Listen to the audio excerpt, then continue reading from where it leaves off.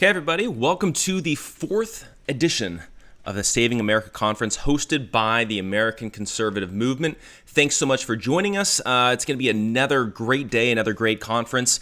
Let me quickly run down the schedule for today, just so that way you guys have it. I know that if you're watching on YouTube and Facebook, we did post the schedule there, but if you're watching on Periscope, you may not have access to that. So I'm going to be kicking things off right here at 12:30. We've got a reporter, Patrick Howley, will be joining us. He's a journalist, does great work over there. We've got Bob Dunlap from the Weekly Wrap-Up. Really excited about that conversation that he'll have actually with J.D. Rucker. We've got Bob Woodson, who is an authority when it comes to so what he's known as is the godfather of the neighborhood empowerment movement, and he's also the founder of the Woodson Center. So definitely that's going to be a fascinating talk there. We've got Pastor Ken Peters, who's the founder of the Church of Planned Parenthood. He's also one of the co-founders here at the American Conservative Movement. We've got Jerry Wayne, who you all know. He's already spoken at a couple of our conferences. He is the one that is known as confronting Joe Biden. He's that union worker where Joe Biden was actually threatening to take him outside and rough him up. That was a fascinating video. If you guys want some entertainment, go check that out. Joe Biden, trying to threaten Jerry Wayne, and then also referring to an AR-15 as an AR-14. It was quite hilarious. We've got congressional candidate Mike Detmer from up in Michigan. We've got Pastor Sam Jones, who's coming to us later with a pre-recorded message for us since he couldn't be with us today. And then we've also got JD Rucker. Both Sam and JD are also co-founders of the American Conservative Movement. We're really excited about today. Quickly want to let you guys know about what we're doing here at ACM. This really started with the idea, JD and I were talking, and then we brought on Ken and Sam, but really what this began with was the coronavirus crisis. And at that point, we thought, okay, this is going to be a serious, serious problem for our country. I mean, we're seeing our constitutional rights being constantly stripped away from us. We are seeing authoritarianism grab hold. These governors, like what we have out here in California, we've got Governor Gavin Newsom, literally going to the extreme and acting as if he is king. I mean, even right now, he's even made it a law, by his own words, not through a legislator, but by his own words, that everybody has to wear a mask if they are in public. Doesn't matter if you're inside, if you're outside, if you're practicing social distancing, not practicing social distancing. He declared a decree just as a king would, and all of a sudden now we are all supposed to follow. So with the coronavirus crisis, we saw serious long-term repercussions. Oftentimes what we see is when there's a crisis. We saw this after 9/11. We see this whenever there is a pandemic, whenever there is some sort of national security threat or something like that. There's a temporary problem, and then what our federal government does is they come in with a permanent solution. That is quite concerning. And so with the coronavirus, we really saw this as an attempt by the federal government to step in and implement permanent changes to our system for a temporary problem. This is quite serious. And so we thought that this was going to be the greatest threat to the Constitution, to freedom, to liberty, to America in our lifetimes. And then, a couple months later, we get the Black Lives Matter movement. We get these riots. We get the looting. We get the mass destruction across this country. A certain amount of riots, to a certain degree, that we've never actually seen before. This is absolutely insane. In my opinion, the riots and the looting and the movement that we are seeing surrounding the Black Lives Matter movement is a greater threat to freedom and liberty and just simply being pro-America and our constitutional values than even coronavirus. That, to me, is the threat that we are facing right now. Because here's the thing. With coronavirus, it was a subtle thing. With coronavirus, it was something where it was done in the name of safety. And then theoretically, what we would have been able to do is after the coronavirus crisis had passed, whenever they supposedly claimed that it's taken care of, all of a sudden now we can go back to trying to fight to get back our constitutional rights. Here's the thing. We never really would be able to get fully back everything because there would be a new normal and that sort of thing. But here's the difference. With the Black Lives Matter protests and riots and rallies, I think what's happening here is we are seeing a systematic stripping away of our way of life here in America. Now, here's the thing. Are there racists? Absolutely. There are racists out there. The KKK is still out there. It's a much smaller number than the media makes it seem to be, but the KKK is still out there.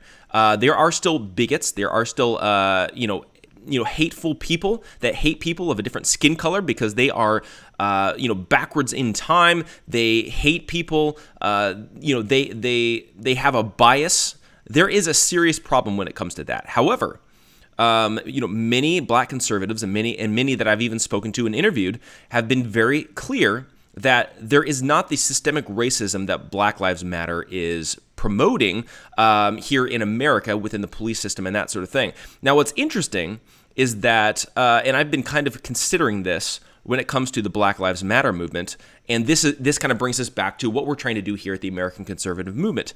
What they're trying to really do with the Black Lives Matter movement is turn this into the problem is the police. And so what they say is that there is systemic racism within the police force, and thus we need to defund them and we need to completely disband the police because they are a racist institution. It's the same things that they were trying to say and do when it comes to border patrol, when it comes to dealing with illegal immigration, that sort of thing. What they were trying to do is they were trying to defund ICE and get rid of that branch of law enforcement. Here, they're trying to get rid of it all. Now, here's the thing. What are they trying to do here? This is what we have to understand. When it comes to defunding the police, when it comes to disbanding the police, what they're trying to do is they're trying to take away all checks and balances. That's really what the left has been trying to do. Why are they doing this? So that way they don't have checks and balances against their authoritarian push. That way they don't have checks and balances against a centralized governmental system where they can declare one set of laws for the entire country across the board. Here's the thing. Our founding fathers established our nation as essentially each state was its own country, that we were joining forces with the rest of the states for national security and for things along those lines. Now, the way that we set it up was the Constitution established restrictions on the federal government, so that way each of the local governments could in fact govern themselves in a more localized way that was best for their own individual state. With the original 13 colonies, what they were concerned about was they did not want to join together and create another mini England. What they wanted to do is they wanted each state to have its own set of rules, each state to be able to govern themselves without other states telling them how to live their lives. So they established restrictions for the federal governments to not infringe on the rights of each of the local states. What we're seeing right now is that the left is pushing for a bigger government, as well as a centralized government based in Washington, D.C. Why are they doing this? Because what they're trying to do is they're trying to systematically change the way that we do our country, the way that we run our country. They are trying to push for socialism. They are trying to push for Marxism. They are trying to push for ultimate communism, ultimate dictatorship, ultimate authoritarianism. They are trying to push for globalism. Now, here's the thing. Here's the thing that you got to understand. If they had to have that fight on a state-by-state basis in order to fundamentally change our country, they would have to have 50 different fights in each of the local cities and each of the local states. Think about that. They would have to have people in every single state trying to change the minds of the legislative branch and the executive branch in each one of those states.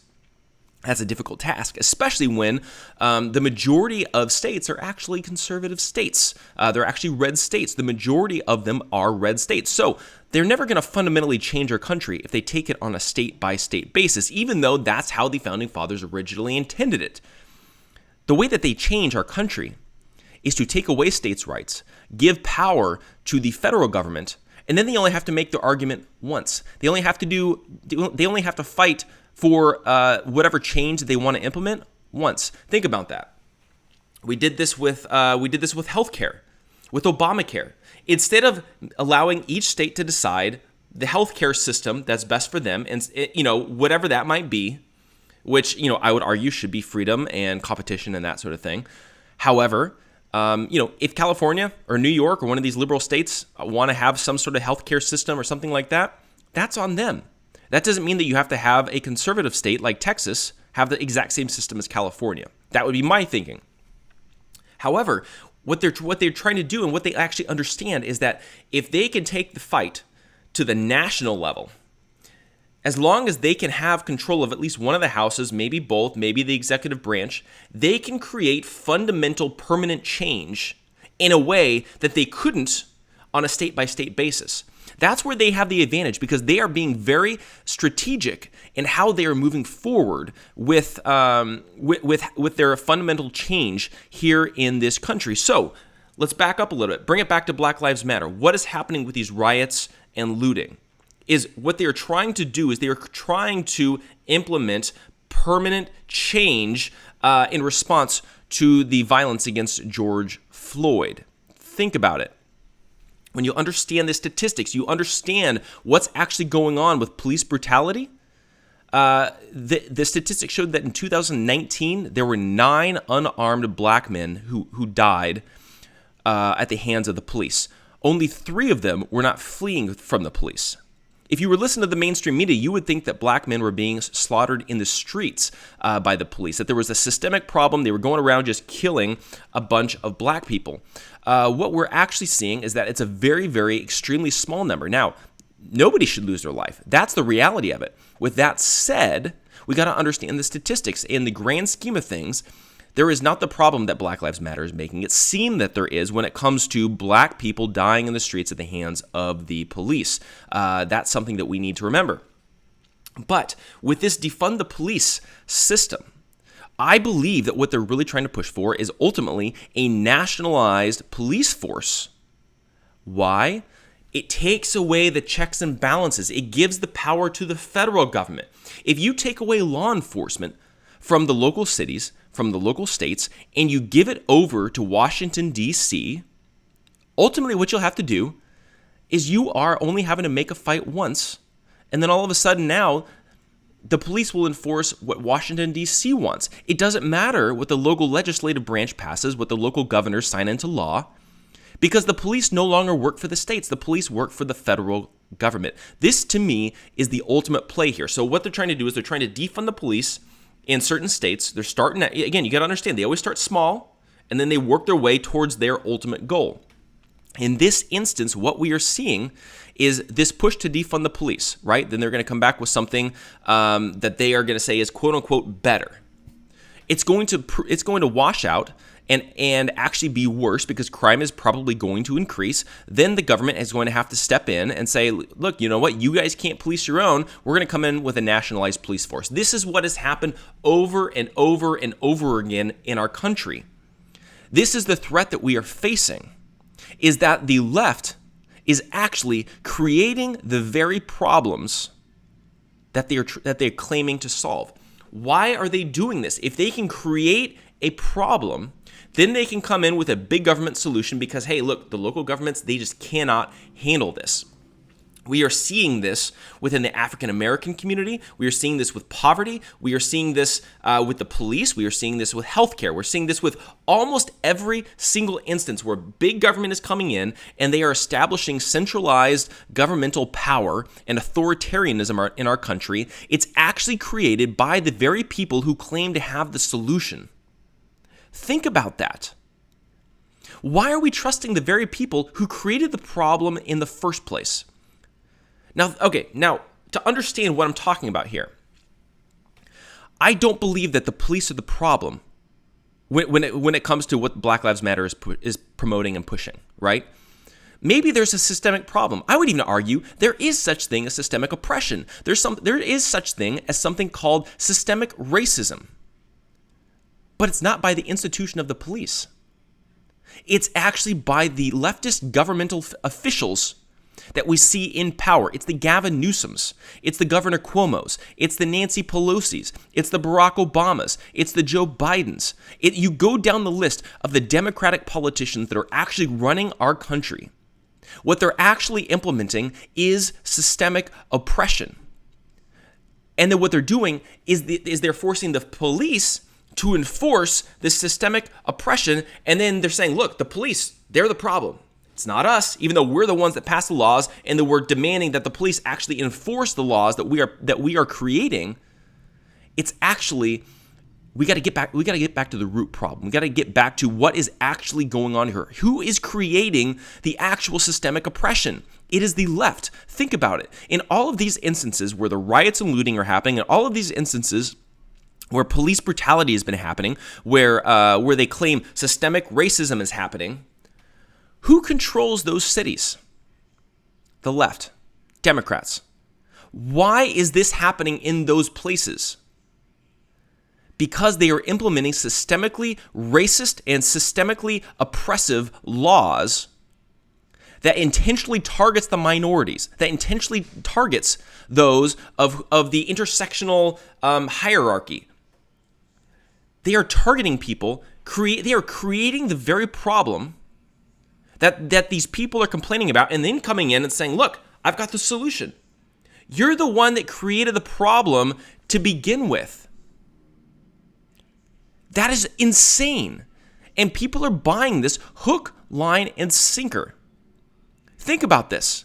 Republicans do not control Los Angeles. Republicans do not control Minneapolis. Republicans do not control New York or Chicago or Washington, D.C. or Seattle or Portland. But where do we keep seeing these things happening? In leftist cities, in leftist states. Why do we see this happen? It's because they have big government solutions that keep people down. They have lots and lots of regulations. They do not create freedom and liberty for everybody. What they're actually doing is they are keeping people down, making it more difficult to start a business, making it more difficult to get out of poverty, to get out of the lower income, making it more difficult for any ultimate change to happen in the police force or in the education system or anything like that because of the unions and the backdoor deals that they make and all of that.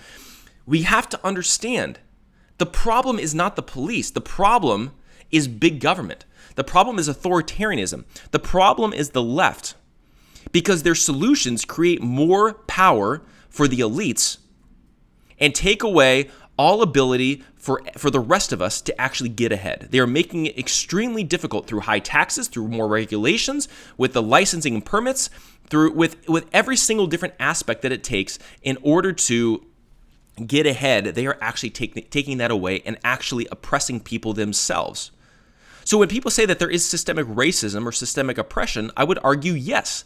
That is a true thing. That is something that is extremely real. But it's not from the people that you think it's coming from. Think about it. Conservatism is rooted in freedom and liberty for every single person. It doesn't matter your race. It doesn't matter your gender. It doesn't matter your religion. Conservatism and constitutionality is supposed to be preserved for every single person in this country. That's what we are fighting for. That's why we are titling this conference Saving America. It's because we want freedom for every single person in this country. What does the left want? The left wants to pick the winners and losers. The left wants to decide who's going to win and who are they going to push down.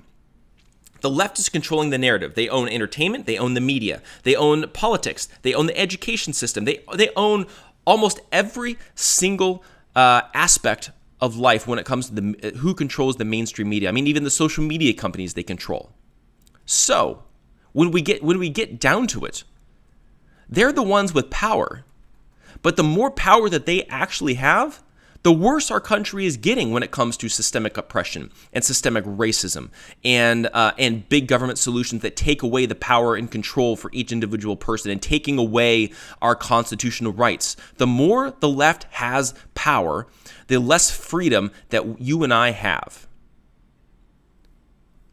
And that's not even me allowing the Republicans and the establishment Republicans off the hook either. They're a major part of the problem as well, because they're playing right along with it. True conservatism does not mean Republican. True conservatism is constitutional rights. It's getting the government out of our lives, taking the federal government out of the solution, giving it back to the local and state governments, or even individual liberties and individual freedom. This is something that we need to remember. We are fighting for freedom for all of us. We are fighting for our constitutional rights. We are fighting for the future of our country. Do we want to be a country with systemic oppression coming from the government, like what we are seeing in California and in New York and in Washington and in Portland and in all the rest of these places that are lefty across this country? Is that what we want to see? Is that what we want to see, where a governor can come in and declare an edict? Not going through the legislative branch. There's a reason why the Constitution says that Congress shall make no law. Why? Because only Congress can make law. The president can't make law. The governor can't make law. Only Congress can make law, or the legislative branch. That's why they're called the legislature. They legislate. This is a serious, serious problem. This is why we've created the American conservative movement. This is why we've been doing these Saving America conferences every 3 weeks. We have to get back to creating a movement and actually preserving freedom and liberty for all. We have to get back to establishing the constitutional rights given to us, or not even given to us, recognized for us, that are given to us by God here in this country. Here's the thing. And I'll close with this. If we want to save our country, we have to stop allowing the left to control the narrative. Why? Because they are pushing for big government solutions. They are pushing for the ultimate destruction of our country. They want to destroy our country. They are creating the very problem that is tearing us all apart. They are creating the very problems that they claim that they have the solutions to. But then what are the solutions? The solutions make it all worse. The solutions are actually the very problem. So if we actually want to get back to the way that America was intended to be, which was freedom and liberty for everybody, you and I can make up our own decisions. The local cities can make their own decisions. The local states can make their own decisions. And if we don't like those decisions, we can move away. Allow us to take personal responsibility. Stop giving all the power and control to the government. We have to get back to true conservatism. It's vitally, vitally important. Otherwise, if we keep going the path that we are heading down right now, we're not going to have America for very much longer. We're going to turn into Europe. We're going to turn into Russia. We're going to turn into China. We're going to turn into all of the rest of the socialistic countries. When the left is always comparing us to Europe and they say, well, they do this in Scandinavia. Reality check, we aren't in Scandinavia. We are in America. We allow freedom and liberty and personal responsibility for every individual person. This is the way America was. The American dream is not that every single person will be successful. The American dream is that you have a shot at being successful. Is that the government will get out of the way and allow you the freedom to build a business, to establish your life, to create the life that you want here in America. That's what we're fighting for here at the American Conservative Movement. This is why we are putting on these conferences, the Saving America conferences.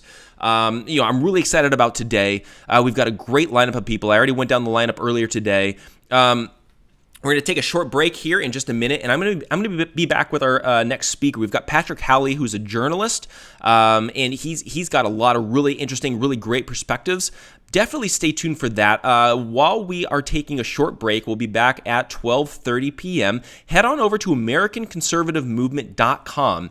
Sign up and join the movement there. You can actually fill out your name and email address over there. Join our email list. We will keep you in the loop on what is going on, what we're doing. I know we've got a lot of exciting plans, especially as we're coming out of the coronavirus crisis. Things are starting to open back up. We've got a little bit more freedom to be able to do some more, really, really cool things. But go over there, sign up, AmericanConservativeMovement.com. We've got a lot of information there. We've got articles, we've got videos, we've got explanations of constitutional rights, of what's going on within conservatism across this entire country. So while we take a short break, go to AmericanConservativeMovement.com, check that out, and then we will be back here in just a few minutes with Patrick Howley. Again, we will be back in just a couple minutes, and we will see you guys at 12:30.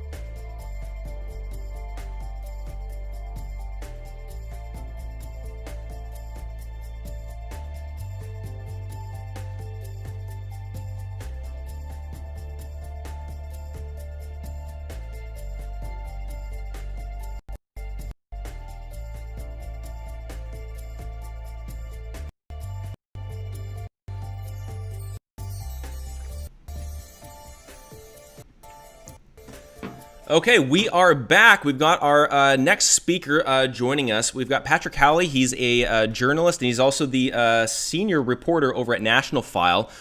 So, Patrick, welcome to the Saving America Conference. Glad you could join us. Really excited to hear your thoughts on all the craziness that's going on in this world. It's great to be here, my friend. Definitely. So, the floor is yours. Take it away. Well, ladies and gentlemen, it's great to be here. I have a lot to say. I believe that we are in a real pivotal moment for conservatism here because my opinion, my contention is that the brands and the movement itself, the professional side of the movement itself, the conservative institutions have been subverted by establishment leftists. And you see this all the time. You see this in the Washington Examiner. You see this National Review defending the monuments coming down. And what we're facing right now is the biggest assault ever in the history of American nationalism against us. The monument issue is an extremely important issue, which is why I've been covering it for years, because it's not about the symbolism. What it's about is, they are trying to erase our history, because if they erase our history, then they can remove you from your own national identity and your own identity as a person and your connection to Western civilization and where you come from.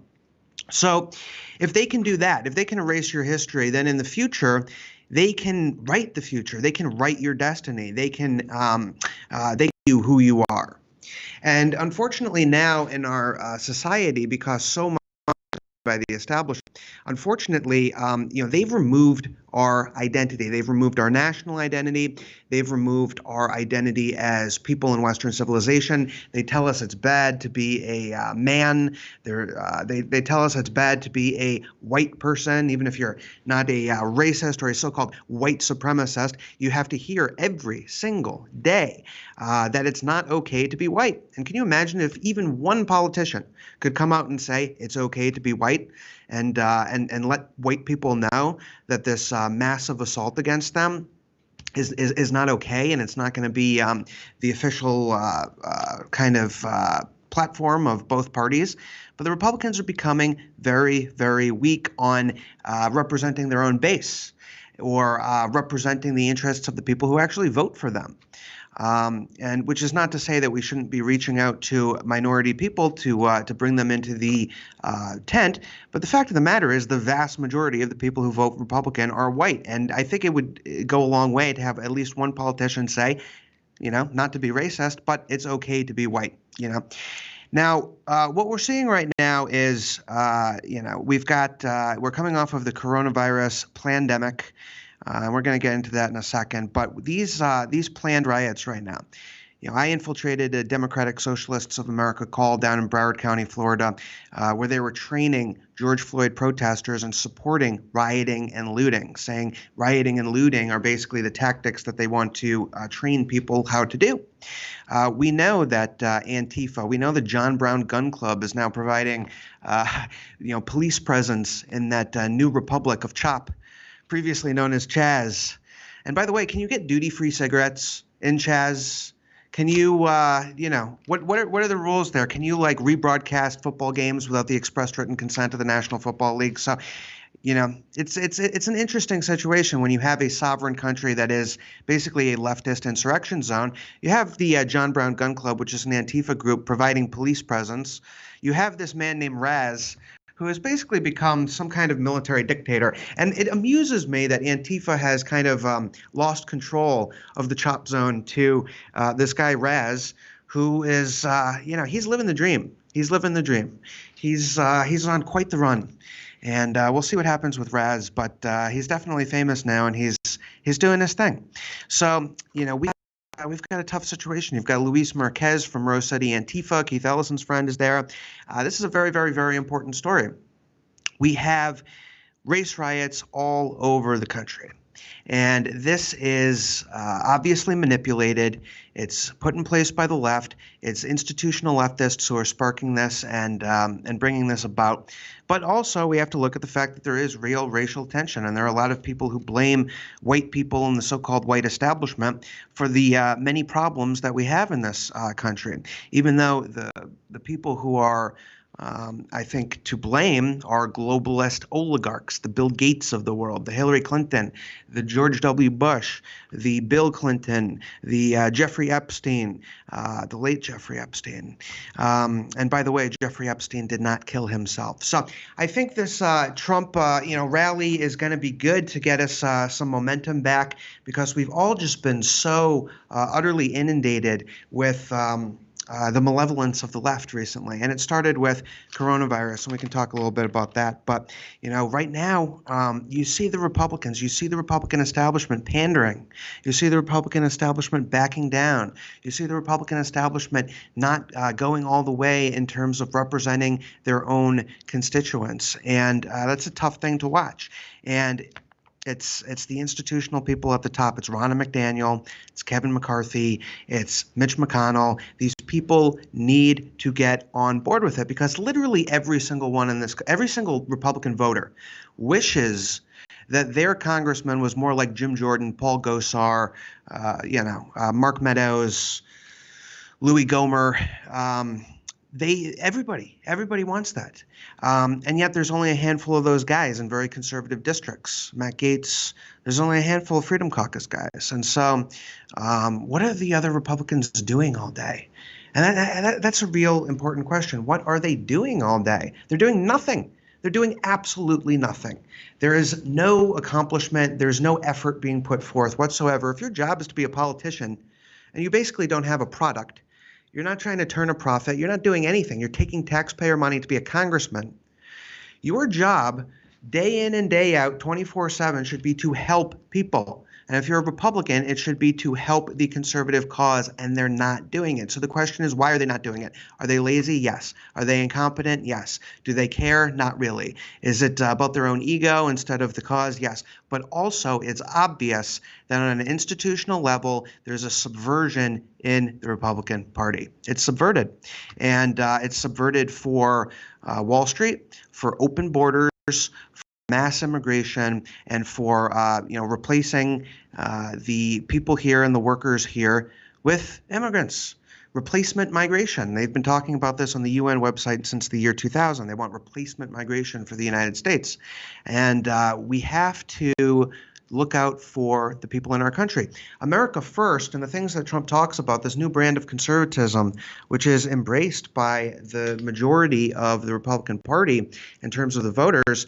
I mean, this is not a radical ideology. They want to tell you that it's radical. They want to tell you that it's extremist. They want to tell you that it's some kind of fringe, marginalized, extreme ideology. It's not. It's common sense. And even as recently as the 1950s, there was a general consensus in this country that we were going to protect our own country. We're going to hire American. We're going to buy American. We're going to, have some sense of civic nationalism. We're going to have patriotism. We're going to look out for our fellow people, and we're going to control immigration. We didn't have mass immigration at that point in time, and we had yet to sell all of our manufacturing to China, and things were going great. We had a great economy in the 1950s. We had a sense of national cohesion.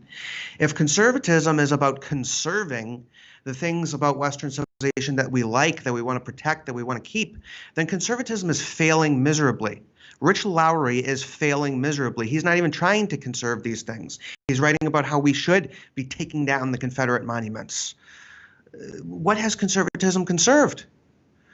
It was made by someone other than me, but they haven't even conserved, female restrooms. They haven't conserved anything. And, they'll go on there and they'll tell you, Paul Ryan, he'll tell you, conservatism is all about, privatizing Social Security. We need to reform entitlements. Well, why? Why is that the biggest thing in the world? All that is just taking more stuff away from the people. If you're not going to be serious about controlling spending, if you're not going to be, if we're giving billions and billions of dollars in foreign aid to other countries, if we're giving, if we're just wasting massive amounts of money, if there's a congressional slush fund to cover up their sexual harassment, if the taxpayers' money is being abused, is cutting Medicaid block grants really going to save the day? Are we going to be, fiscally responsible if we just cut that out of the budget? All it's doing is taking one more thing away from people who, want to get paid.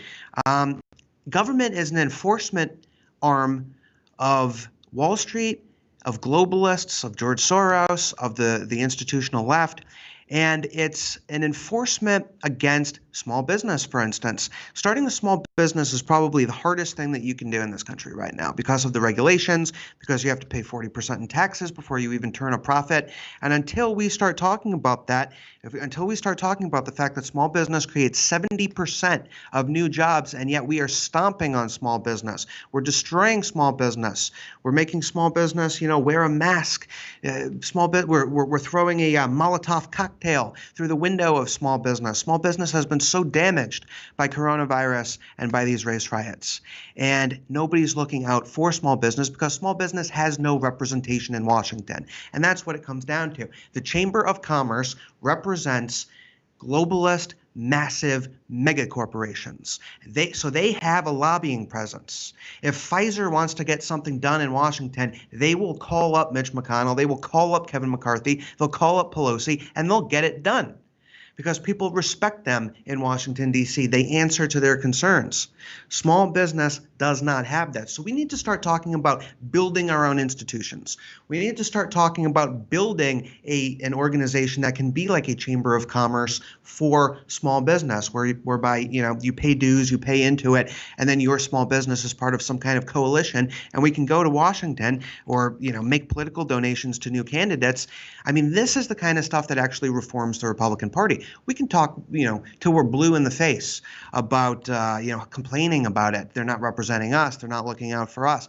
But we have to actually start changing it. And you change it by flipping, the power. There's the strongest tribe theory of American politics. If we were more powerful, Mitch McConnell would be listening to us. If we were more powerful, Mitch McConnell would care what we have to say, but he doesn't. He cares what Pfizer has to say. He cares what General Electric has to say. He cares what the big banks have to say. He cares what Warren Buffett has to say. But we need to look out for each other, and we need to look out for the small business economy because it's being absolutely, absolutely devastated. So, all of this is about their control. They control the media, obviously, the leftists do. They control academia. They control the government schools that you have to send your kids to, so they get brainwashed every day with this progressive ideology. They control everything, and they are obsessed with controlling your mind. They're obsessed with the way that you think. They're obsessed with influencing your opinions, and that includes the Republican establishment. And they don't want to give up their control of how you think. That's why we're seeing massive censorship. That's why my friend Alex Jones, who tells the truth, is banned from almost everything. That is why they're trying to shut us up. That's why they're trying to throttle us down. That's why they're banning people left and right from the internet, because they realize that information is the most powerful tool. And if people begin to wake up, if we can wake them up, then they will lose their monopoly on our minds. And they can't risk that because that's the most prized commodity for them, is the way that we think. So if you think about the big agenda here, what it's all about is erasing our identity and giving us fake secular identities. You saw both the Red Sox general manager and the Yankees general manager at the MLB draft on ESPN with a Black Lives Matter sign. They're both leftists, whether or not you like Taylor Swift or Katy Perry. Those are, fake secular identities, but they're both agitating, campaigning for Democrats in this election. No matter what kind of secular identity they give you, they will subvert that identity in order to lead you to vote Democrat and to bring on the communist takeover. So we need to tap back into who we are as people. It's about humanism. People talk about populism like it's some kind of scary thing. Populism to me means being for people, being for human beings against this insane technocracy that is so rigged against us, so rigged, against our ability to start a small business, to profit, to sustain our civilization, to pass down our values to the next generation. And there's almost no sense of preserving anything anymore, let alone preserving any kind of national cohesion. So it is devastating to me to see that these statues coming down. And it's not just the Confederate statues, it's George Washington, it's Thomas Jefferson. And eventually, if they get their way, it's going to be the Washington Monument. It's going to be the Lincoln Memorial. They don't even like Lincoln. Okay. And they hate white men. They don't want historical white men to be represented, and they hate the American Republic, even though we're a country that fought a war to end slavery. We're a country that has provided opportunity for people of all colors and all races. And for all of this talk about how extreme the Republican Party is, the Republican Party is pushing mass immigration, and that will affect the demographics of the voter base, and it will bring on a permanent Democrat majority. That's very important to say. They are probably not going to win this election on merits. However, they will win it if we don't call out vote by mail, if we don't stop the vote by mail that's going on, okay, all over the place. You have even Democrat elected officials, the vote by mail collection office is their own offices in Philadelphia. You have Philadelphia Democrat city councilmen. Their offices served as the collection point for vote by mail. They will win this thing if they can push through vote by mail and if they can race bait in order to get all of their demographics out to the polls. But the reason that we are seeing them be so effective at flipping red states blue, turning Texas into a swing state, turning Arizona into a swing state, battling in Florida. Virginia is pretty much in the permanent blue column at this point, has no reason to be. The reason is, yes, they're controlling the minds of millennials with the media and academia, and that trend needs to swing back the other way. But it's also about demographics. It's about immigration. And you have, you'll hear establishment Republicans be like, well, immigrants just want to come to this country and they love the private sector. They love Ronald Reagan and they want to work hard and they want to start a business. And all of that may be true, but they're not voting Republican. They're just not voting Republican. Even Indian people who we have, who we hear are constantly talked about as potential Republicans, they went 77% for Hillary Clinton. And Hillary Clinton is the worst Democrat candidate in history. And that you'll see that number go up more. And you see Kevin McCarthy, you see McConnell wanting to give all of the tech jobs to people from India. I'm not against people from India, but at some point we need to protect the interests of the people who are already here in this country. And that includes black people who have been here historically, and they don't like mass immigration either. You hear a lot of black people complaining about mass immigration, complaining about replacement migration, because they don't want to be replaced either. And they know that the establishment is against them. They understand that the establishment wants to replace them too. It's a tough time. Look no further than Dr. Carol Baker, who was appointed. We busted her here at National Files. She was appointed by Kathleen Sebelius to head a CDC advisory group. And, she was honored at an awards ceremony just recently that was funded by the Bill and Melinda Gates Foundation. She said the solution, she called it the solution, how fitting, the solution to vaccine refusers is to get rid of all the whites in the United States. These people are deeply racist people. Look no further than Ralph Northam, who I busted. Look at all of the racist things that Joe Biden has said. They're racist in the sense that they have the ideology of Margaret Sanger, founder of Planned Parenthood. They have a eugenics agenda. You see what Bill Gates is trying to do with depopulation.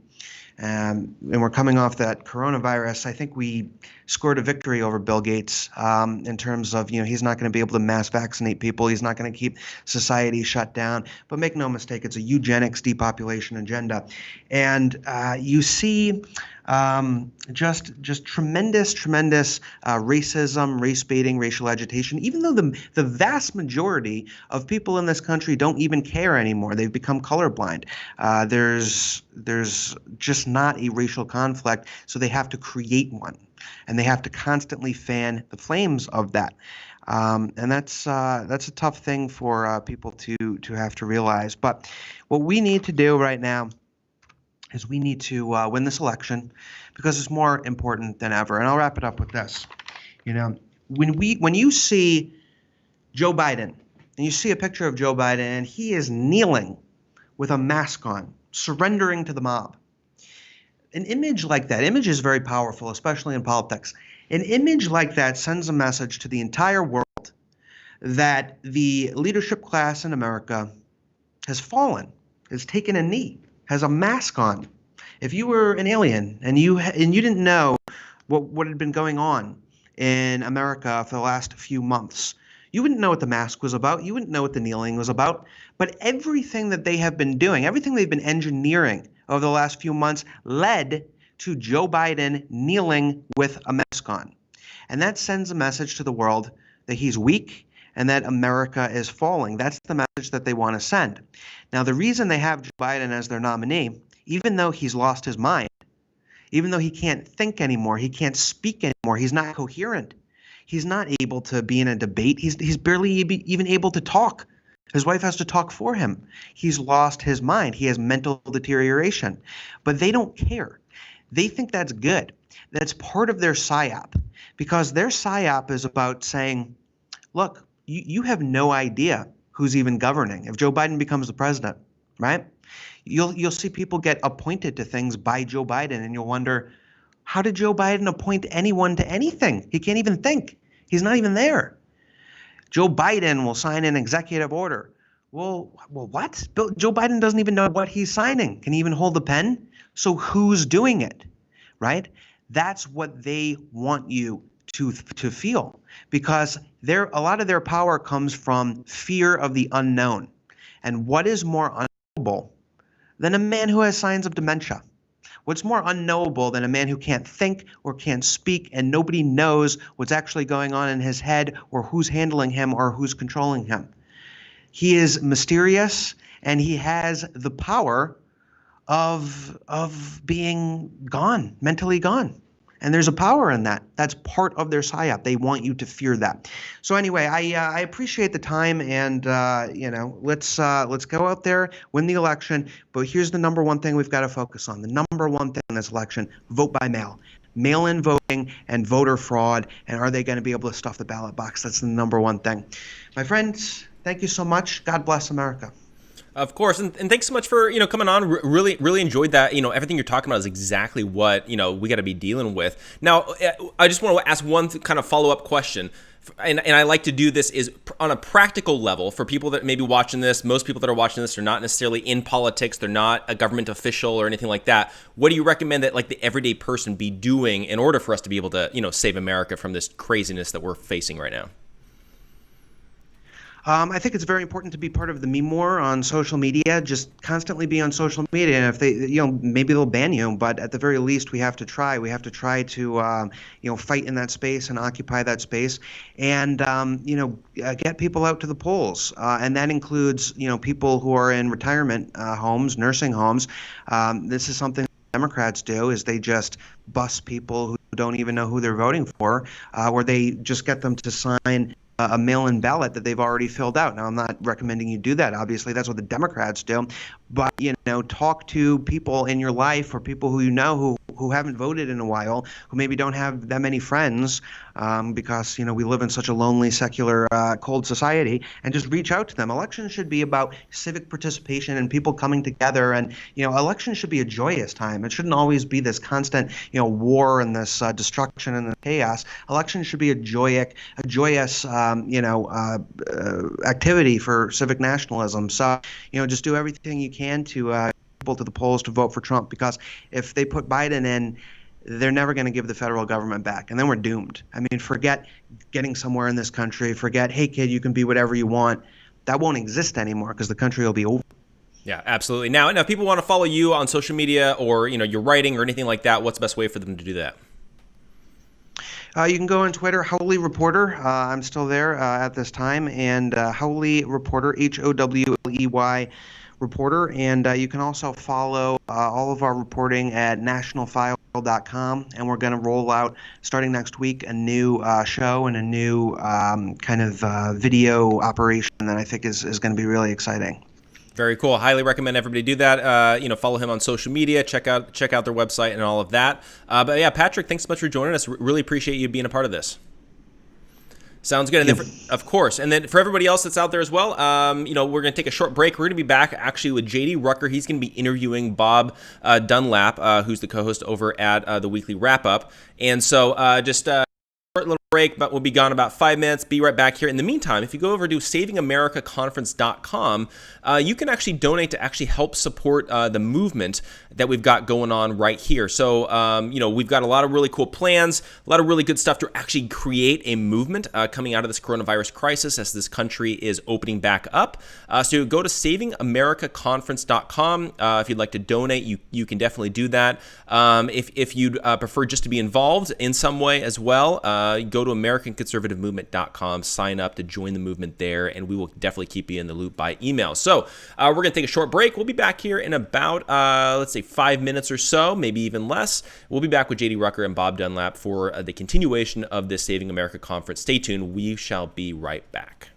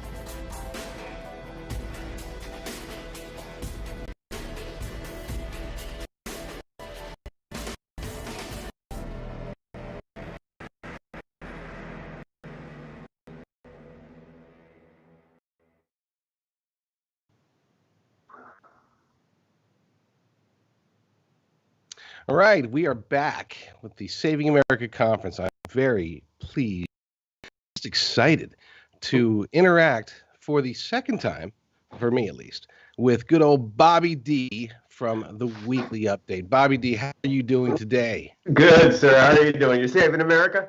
You know, one person at a time. We're just trying to get people to understand what's happening, what the reality of the situation is, and then let's figure out what to do next. How do we fix things? So that goes straight into my first question. Bobby, how do we fix things? I mean, how do we fix this? That's a good question, and I'm a little more extreme than most people. John Kerry just put out a tweet saying if Trump wins the election in November 3rd, we're going to have a civil war. And my feeling is we're already in a civil war. Just one side's fighting. So I don't know how to fix it other than Durham arresting a whole bunch of people. We're just going to have to arrest a whole bunch of people. Okay, so if you got John Durham, U.S. attorney out there. He is going after the quote unquote deep state, under the direction of Attorney General William Barr. Your I guess you could say your prediction. Is he going to get people? Who's he going to get? Or is this going to be another, long delayed and then nothing? I think he's gonna get Comey, Strzok, Page, Brennan. Who's that other one that looks like a cone head? Or is that Brennan? Don't they all? Yeah. So when you say get him, I mean, are we talking Arrest. just a slap on the wrist, or they're going to go to jail? They're going to go to jail. They're going to go to jail. Very good. So, no, that's great. That's great. So I'm going to throw a quick curveball at you. Let's switch from deep state to no state. All right. What's going on in Seattle? What's happening with the Chaz, the CHOP, whatever it's called now? They're just Democrats just let these people do anything they want, and it's really what the Democrats want. That's why they want to defund the cops. They want anarchy. They want chaos. They want America to fall. And it really started decades ago with the teachers.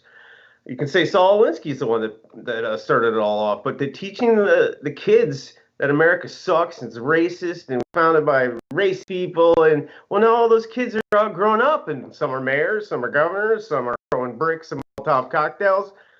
So I think this was her plan all along. I mean, the COVID didn't work, Ukraine didn't work, Mueller didn't work. Nothing seems to work against Trump. He just gets stronger and stronger. Speaking of a rally, anyway. Speaking of a rally, we got the rally tonight. I'm sure you've seen the footage. Yesterday, Wolf Blitzer was on there, and he was able to, in 46 seconds, he was able to simultaneously just give kudos and love and adoration to all of the people that are out there protesting Juneteenth and all of this. Look at these masses and masses of people gathered together, shoulder to shoulder, hand in hand, within coughing distance of each other. And then again, in literally the same segment, he's talking about how huge of a risk the Trump rally on Saturday night is going to be because coronavirus is this and COVID-19 is that, and they're literally killing grandmother. How do they get away with this? How does the media, the leftist media, get away with ripping on these rallies, but then appreciating all of the protests? I think my mother's a good example. She just believes everything that comes out of the TV, and her favorite show is Rachel Maddow. So these people, these low information voters, they believe everything they read in the New York Times, and they believe everything Wolf Blitzer says. I don't know how someone with common sense wouldn't catch that he did that in a 46-second segment. I can't relate to that kind of stupidity, but.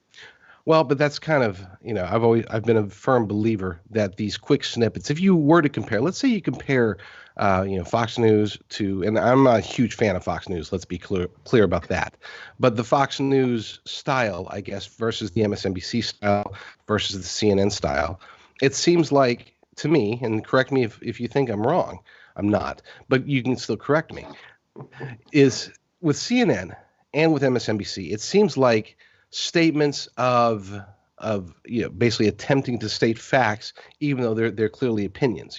Just as an example, the difference between a Trump rally and a protest. Whereas with Fox, again, not a fan, but they seem to at least dive into more, facts, more science regarding it. Do you feel? I mean, do you see that Fox is better, or are they just part of the same problem? Where do they fit into all of this? I'm not a real good person to ask that question because I've never watched MSNBC or CNN, and I very rarely watch Fox. Really, at this point, only Hannity or Tucker Carlson is the only one I'll watch. Hannity, I can't stand him cutting off his guests, so I'm not a good example. You know, I hate it when people cut off their guests. No, I'm kidding. I- That was me cutting you off. That was inserting humor into there. But yeah. So if you don't listen to Fox, you don't watch MSNBC, you don't watch CNN. Where do you get your news? Where do you think people, patriots, conservatives, Americans, where should they get their news? I just tweeted this out. It's funny you asked me. Don't watch mainstream media. Don't read any newspapers. So the question was to my followers, where should you get the news? And I said, well, follow me and follow all the people that I retweet, because it's really, I get all my news from Twitter, because other people are putting out articles. I was like, oh man, I didn't see that article. Oh, look at that video. Oh, and that's where I get my news, is on Twitter, following other patriots, not from scumbags. No, it makes sense. So who? Name names. Who do we follow? You got an audience here. There's a lot of people. Who are some of the people that need to be followed if they're following on Twitter, watching on Periscope, all of these various microblogging sites? Who should they follow? First and foremost, what is your Twitter handle? @up_weekly. That's it. @up_weekly. @up_weekly. Now, before you get to the list, I need to ask you, who is your favorite on Twitter? I'm saying, who is your favorite half Asian immigrant who's also a conservative, who also does podcasting, and who also happens to own NOQreport.com? Who would be your favorite that falls under that description on Twitter? I guess that'd be you. What's your handle? JD Rucker, @JD Rucker. So give me a list. Who else do we talk to? Who do we follow for conservatives? The big ones are certainly Trump and Dan Bongino and Kirk. What's Charlie Kirk's a great one. James T. My co-host Eric Matheny's great. Jally Cat. I don't know if you know her. She just drops bombs all the time. James Woods, he's great. I was not prepared for this question. Hold on a second. No. It's okay. You can take your time. Tell you what, we'll get back to that question. You give me a list. While you try to multitask, we'll get a list of actually additional people. You're looking at right now. We're looking at the situation with all these riots, all these lockdowns. Okay, and we're also in an election year. Now, some have speculated that Joe Biden's, the best thing that happened to his campaign is that the coronavirus kept him locked down, and then the riots kept him further locked down. What is your take on that? Is that real? Is that legit? I think he's got dementia. I think he's going to drop out at the last moment, and they're going to parachute somebody in to replace him. I can't imagine him doing a debate with Trump. I'd love to see that. Make a pay-per-view. I'd pay $39 for it. The guy can't even hold a sentence. A conversation. He can't string two sentences together. So I think it's all a scam, personally. Who do they parachute in? That's the question, man. I was going to say Cuomo, but after killing 6,000 old people, he's kind of blew that. But I don't know. The obvious ones, Michelle, Hillary, I don't know. Who scares you most? If as a Trump supporter, who would you least like to see parachuted in? Michelle Obama. You think she's got the best chance out of all of the potential Democrats? She's just got all those damn check marks, black, female, God forbid they could bring in the most qualified person. They don't care about the most qualified. How about Joe Biden, the VP pick? Well, we don't want the most qualified. It's got to be a black female. What? So she's got all the checks. So I'm a little scared of her. But after 1 million people signed up for the Trump rally, I'm really not scared of anything. 1 million people in Oklahoma. This isn't like, this is New York City or Los Angeles or Chicago. This is Tulsa, Oklahoma. And I'm from Oklahoma. So I can tell you, when I heard that 1 million people signed up, I'm thinking to myself, wait a second, where are they getting 1 million people from? That's pretty amazing. The mayor, G.T. Bynum, mayor of Tulsa, had had done a curfew, and this was allegedly for the sake of defending against what they perceived to be Antifa coming. Now, President Trump talked to him. All of a sudden, GT Bynum pulls out. I think that was a smart move on both of their parts. It was good that the president made the call. It was good that Bynum pulled that. Now here we are. It's tonight. Is there going to be violence, and should people worry about some kind of domestic terrorist attack coming from these guys? No, they brought in the National Guard. I think everyone's going to be safe, and they brought in a bunch of FBI and just a whole bunch of cops, and I think everyone's going to be safe. Now, walking to your car alone, I wouldn't be doing that. Yeah, that's where I would worry. But again, it's an open carry state, so don't think these people don't have guns on them. So something might happen tonight. Yeah. Like I said, I've been out here in California for about a decade and a half. But before that, I did live in Oklahoma, and I can confirm that you don't want to bring domestic terrorism to Tulsa, Oklahoma. That is for certain. What is are there going to be any shakeups, do you think, in the Trump administration prior to, there were rumors almost 6 months ago, there were rumors that Mike Pence was going to be retired and they were going to bring in Nikki Haley. There's talks that they might go ahead and make a change. They already made the change at Chief of Staff and brought in Mark Meadows. Do you see any other big changes coming? Anything that could shake up the White House prior to the election? I don't. Trump is very loyal, probably too much so. No ways. Pence was one of the first guys to come on board. Although Jeff Sessions was also one of the first guys to come on board, and look what he did. And then John Bolton. I mean, Trump's hired some idiots. I'll give you that, but I don't see anybody moving before the election now. One of the people who you just mentioned, Jeff Sessions, is running now to try to get his old seat back in Alabama. He's running against Tommy Tuberville, former coach at Texas A&M and at Auburn. So he's a very well-known entity, but he's a political novice. The president has endorsed Tuberville, but a lot of people over at Breitbart, a lot of people at various publications have been kind of going against Tuberville and really pushing for Sessions to get his old job back. Do you want to weigh in on that particular race? Oh, God, I heard Tuberville is kind of a deep state somewhat, but I mean, how can you say that? He was a freaking football coach. At least we know what Sessions is. Mm-hmm. I mean, he was such a great senator. And remember when Trump started, he basically took Sessions' illegal aliens. He took his plan and basically copy and pasted it. So when he rescinded himself from the Russia deal, he was such a disappointment. I never saw that coming. So we know what we got with Jeff Sessions. A female vagina, I was going to say. But Tuberville, I would rather go with Tuberville and Trump's instincts personally in this. Yeah, well, Tuberville, one of the big pushes against Tuberville from conservatives has been that his immigration plan seems to be lukewarm, but it's an identical match to the president's, and that includes some of the things that people have complained to the president about, including the bringing in foreign visas, work visas, stuff like that. Tuberville's in favor of that.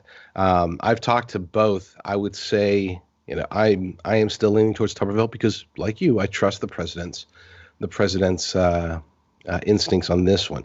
As far as Sessions' role as Attorney General, some people are made for legislating. Some people are work within a group, and some people are meant to lead. I don't think they often understand that senators, congressmen aren't necessarily quote unquote leaders, not like an attorney general or a president or a governor or a mayor. The executive experience is completely different from legislative experience, where you're supposed to, you're one in a group and you can start pointing fingers. You can't point fingers if you're the attorney general. So I think you're right. It probably just wasn't a good match.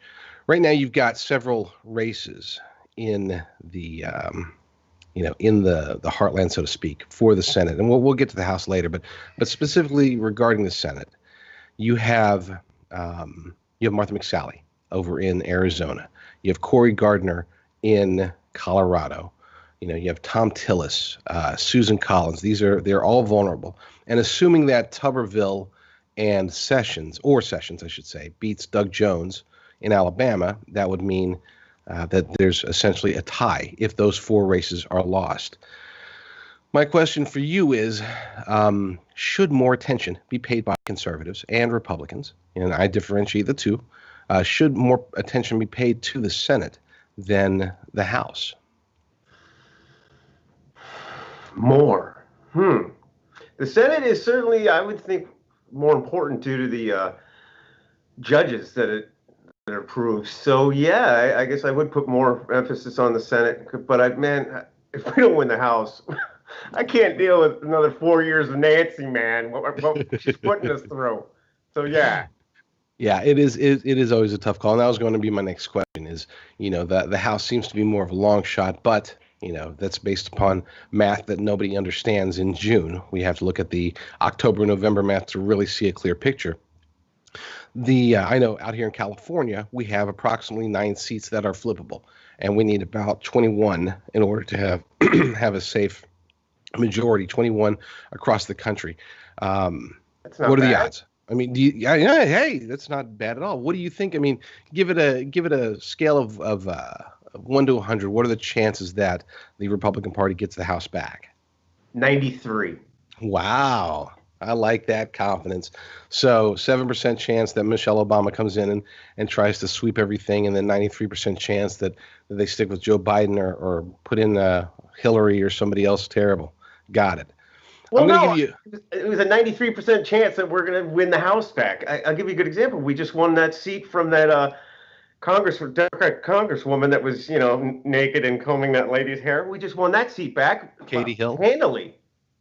Oh yeah. California 25 was a great race, and that was one that was at least partially unexpected.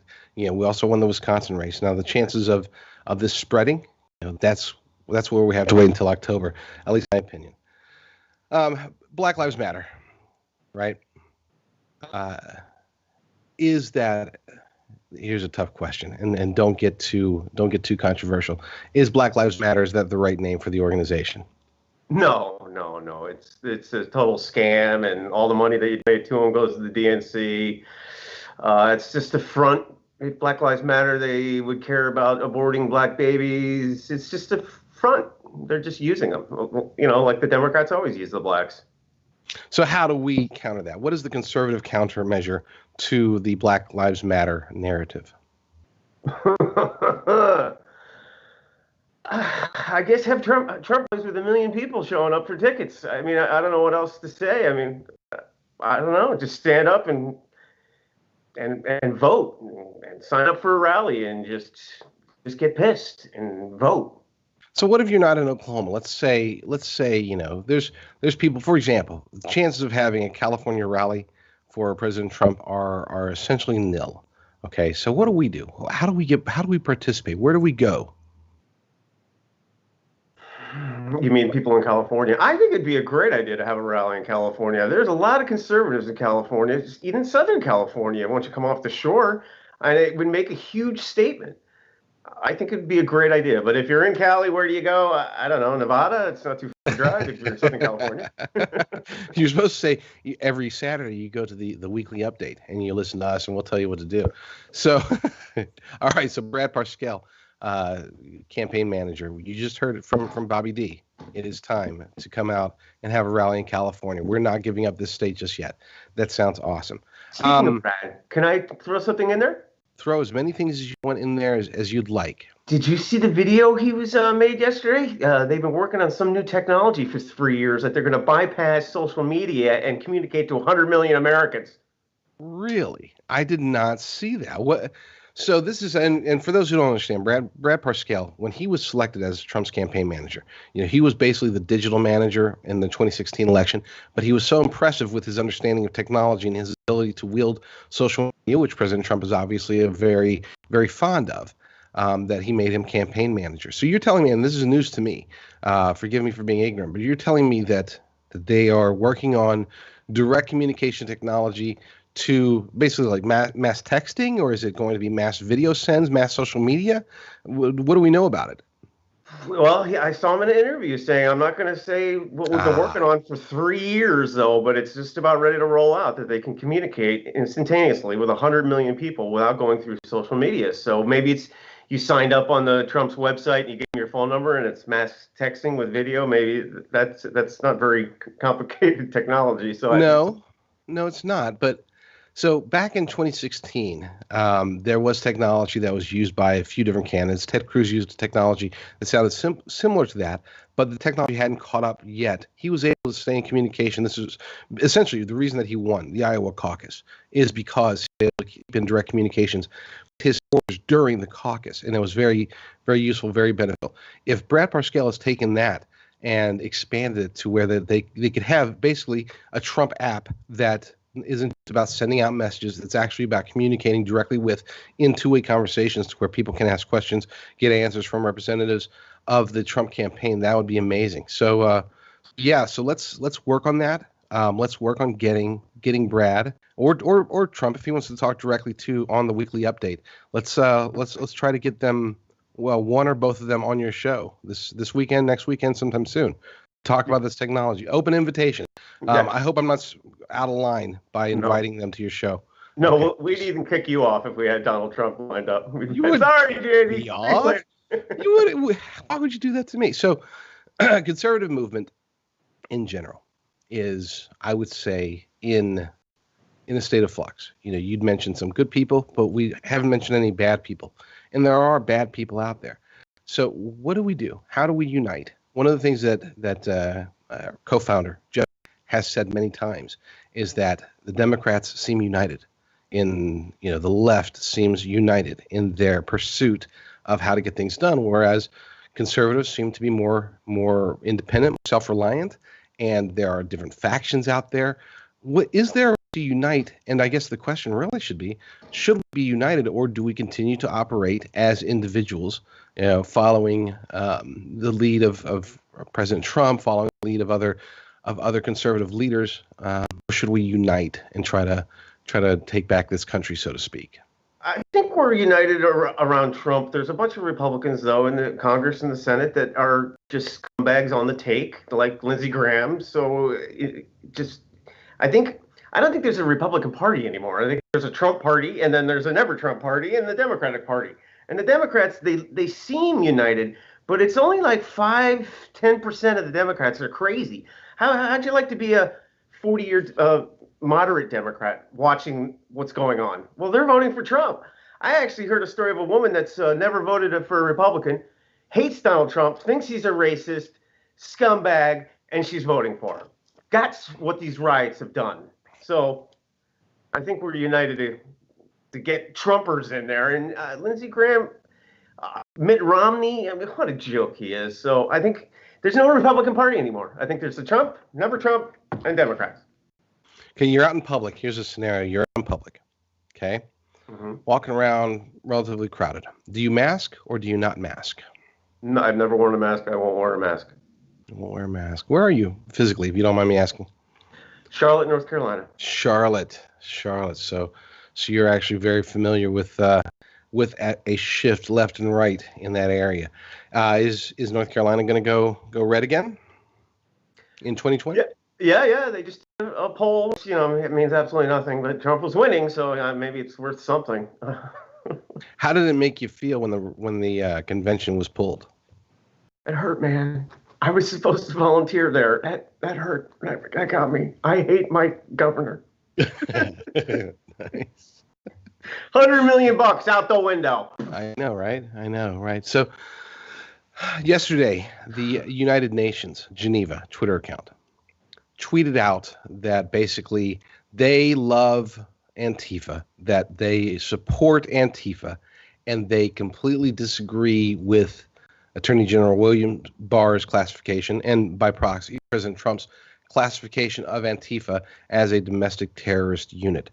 We'll call it 1 minute or less, can you tell our attendees, our viewers, what you think the United Nations should be doing right now, but keep it clean? Well, I think the defund the police was all supposed to get the UN troops in here. Personally, I would turn the UN building in New York City into a Trump Tower. I'd defund those scumbags, pedophiles, losers. They disgust me. I hate them. Okay. Should we leave? Leave the United Nations? And no, kick them out of the United States, have them go to China. I mean, that's who they work for. I mean, you know that Project 21. Oh, yeah. Yeah, so yeah, go to China. Same with you, WHO. So Agenda 21, let's be clear, because Project 21 is good. You should check out Project 21. That's actually really good stuff. Agenda 21, very nasty stuff. Very nasty stuff. Yes. Got it wrong. We're not against Project 21. It's conservative black people. So last question from me, and can hop in here. And if you have any questions for you, we have at least a couple more minutes that we can use. But last question from me. Who runs on the Republican ticket in 2024? Oh, Bold prediction. Take your time. You don't have to answer it off the top of your head. Who do you see? Not necessarily who do you want, but who do you see as emerging as the candidates? To Cotton, and they were talking about this on Rush the other day. Cotton and who's the other senator? Who's the other guy? Can you think of him? Tim Scott? No, but that would be cool. I really like him. No, he's a white guy, and I think he's doing legislation to go after China. It's not Cotton, it's the other young attorney. Josh Howley? Josh Howley. Josh Howley, really? It seems like those two are kind of jockeying for the what Trump is. You know, he's all for America, which, you know, any other Republican will just sell us out, like Bush did and Bush did. Bush and Bush. Gotcha. Very good. All right. Jeff, do you have any questions for our awesomely sunglass-clad guest? Well, you know, I think like looking at, you know, obviously we've got the Trump rally tonight. We've got finally we're starting to get some nice rallies that on the schedule and planned out and that sort of thing. But from your perspective, and I did this with Patrick in the previous session, but on a practical level, every people watching this, what do you recommend that everybody does to actually take back America?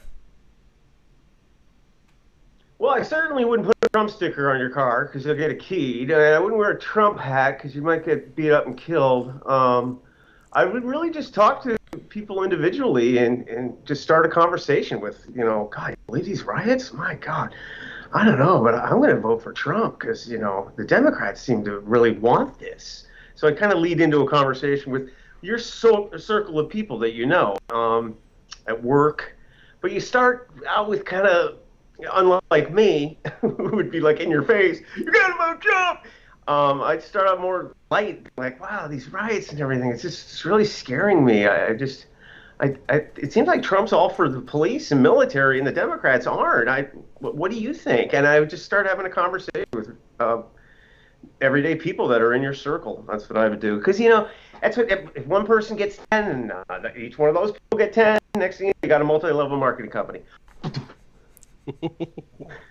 Yeah, that's the best way to put it. So, well, you know, you guys, both of you guys, you know, great session. You know, it was great conversation. Again, these are the kind of conversations I think we need more of. It's like what's going on, what's your perspective, all that kind of stuff. Especially as conservatives, we need to be able to get our perspectives out there more and more often, especially if we're going to combat the craziness of mainstream media. So, thanks both of you guys for doing this. Really appreciate it.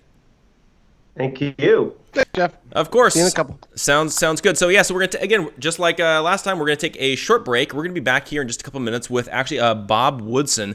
He was actually former campaign advisor for President Bush, and he's actually the founder of the Woodson Center. So he'll be joining us here in a few minutes. So we're going to take a quick break.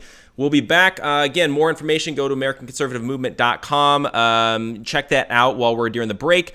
And again, sign up, submit your email, and that sort of thing. We will definitely be keeping in the loops with some future things we've got planned and in the works. So head on over there. We'll be back here in just a few minutes with Bob Woodson, and really excited for that session.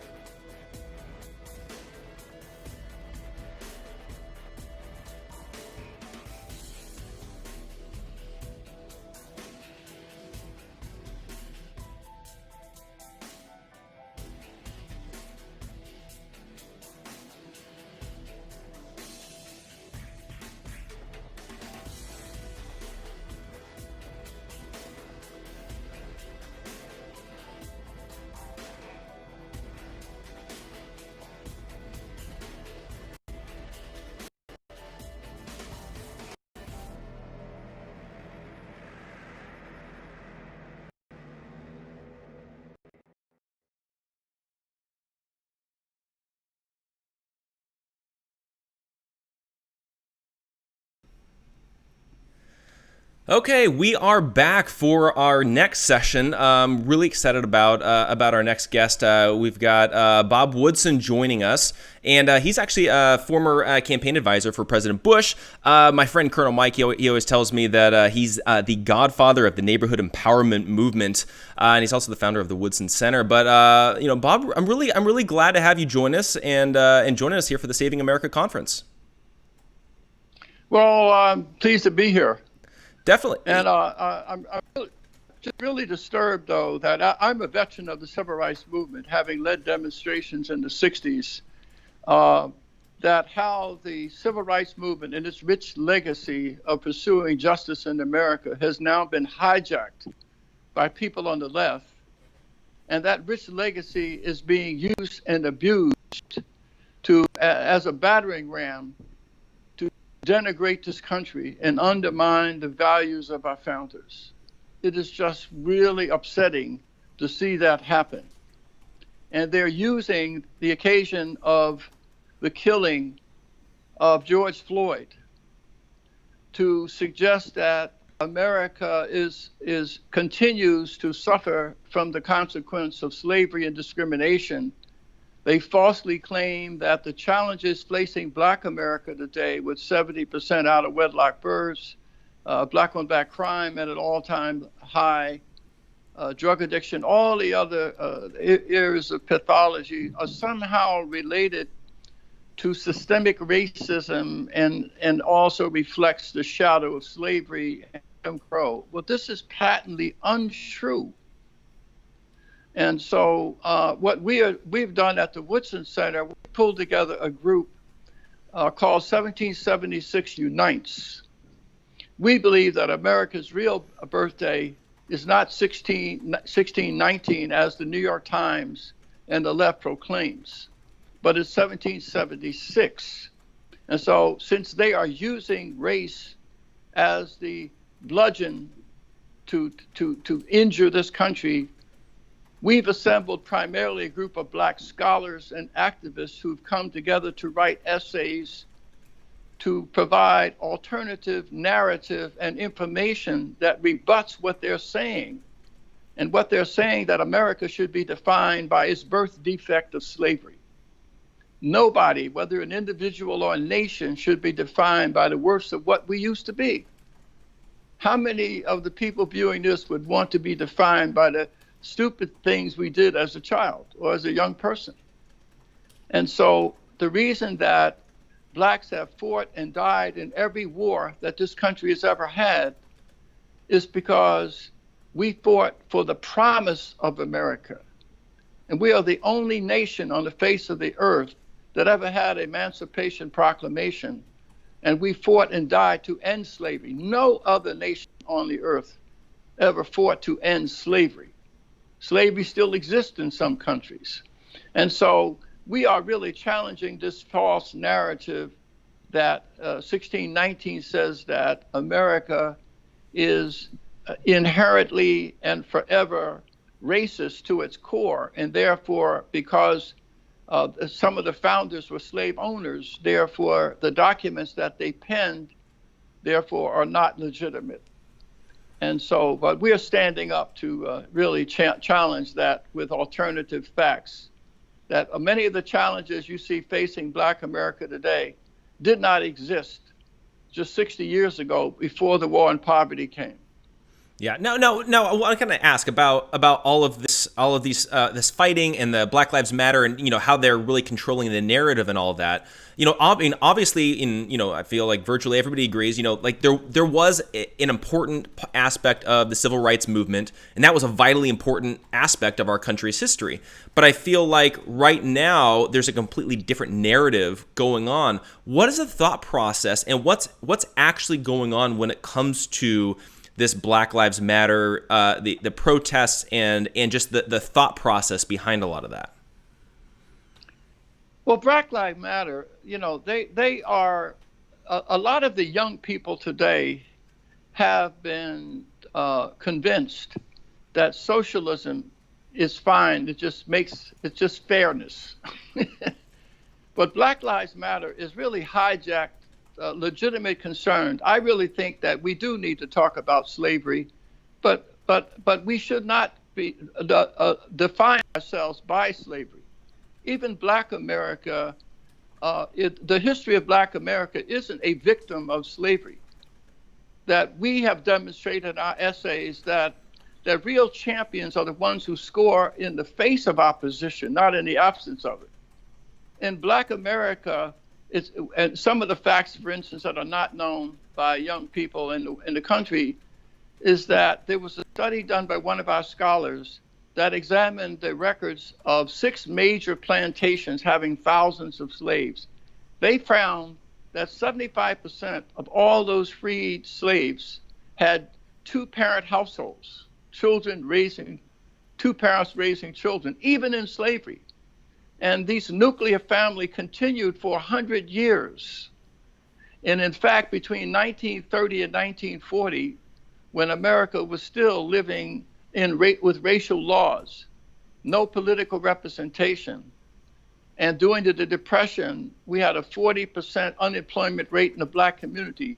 The Black community had the highest marriage rate of any group in the country, even in the face of these barriers.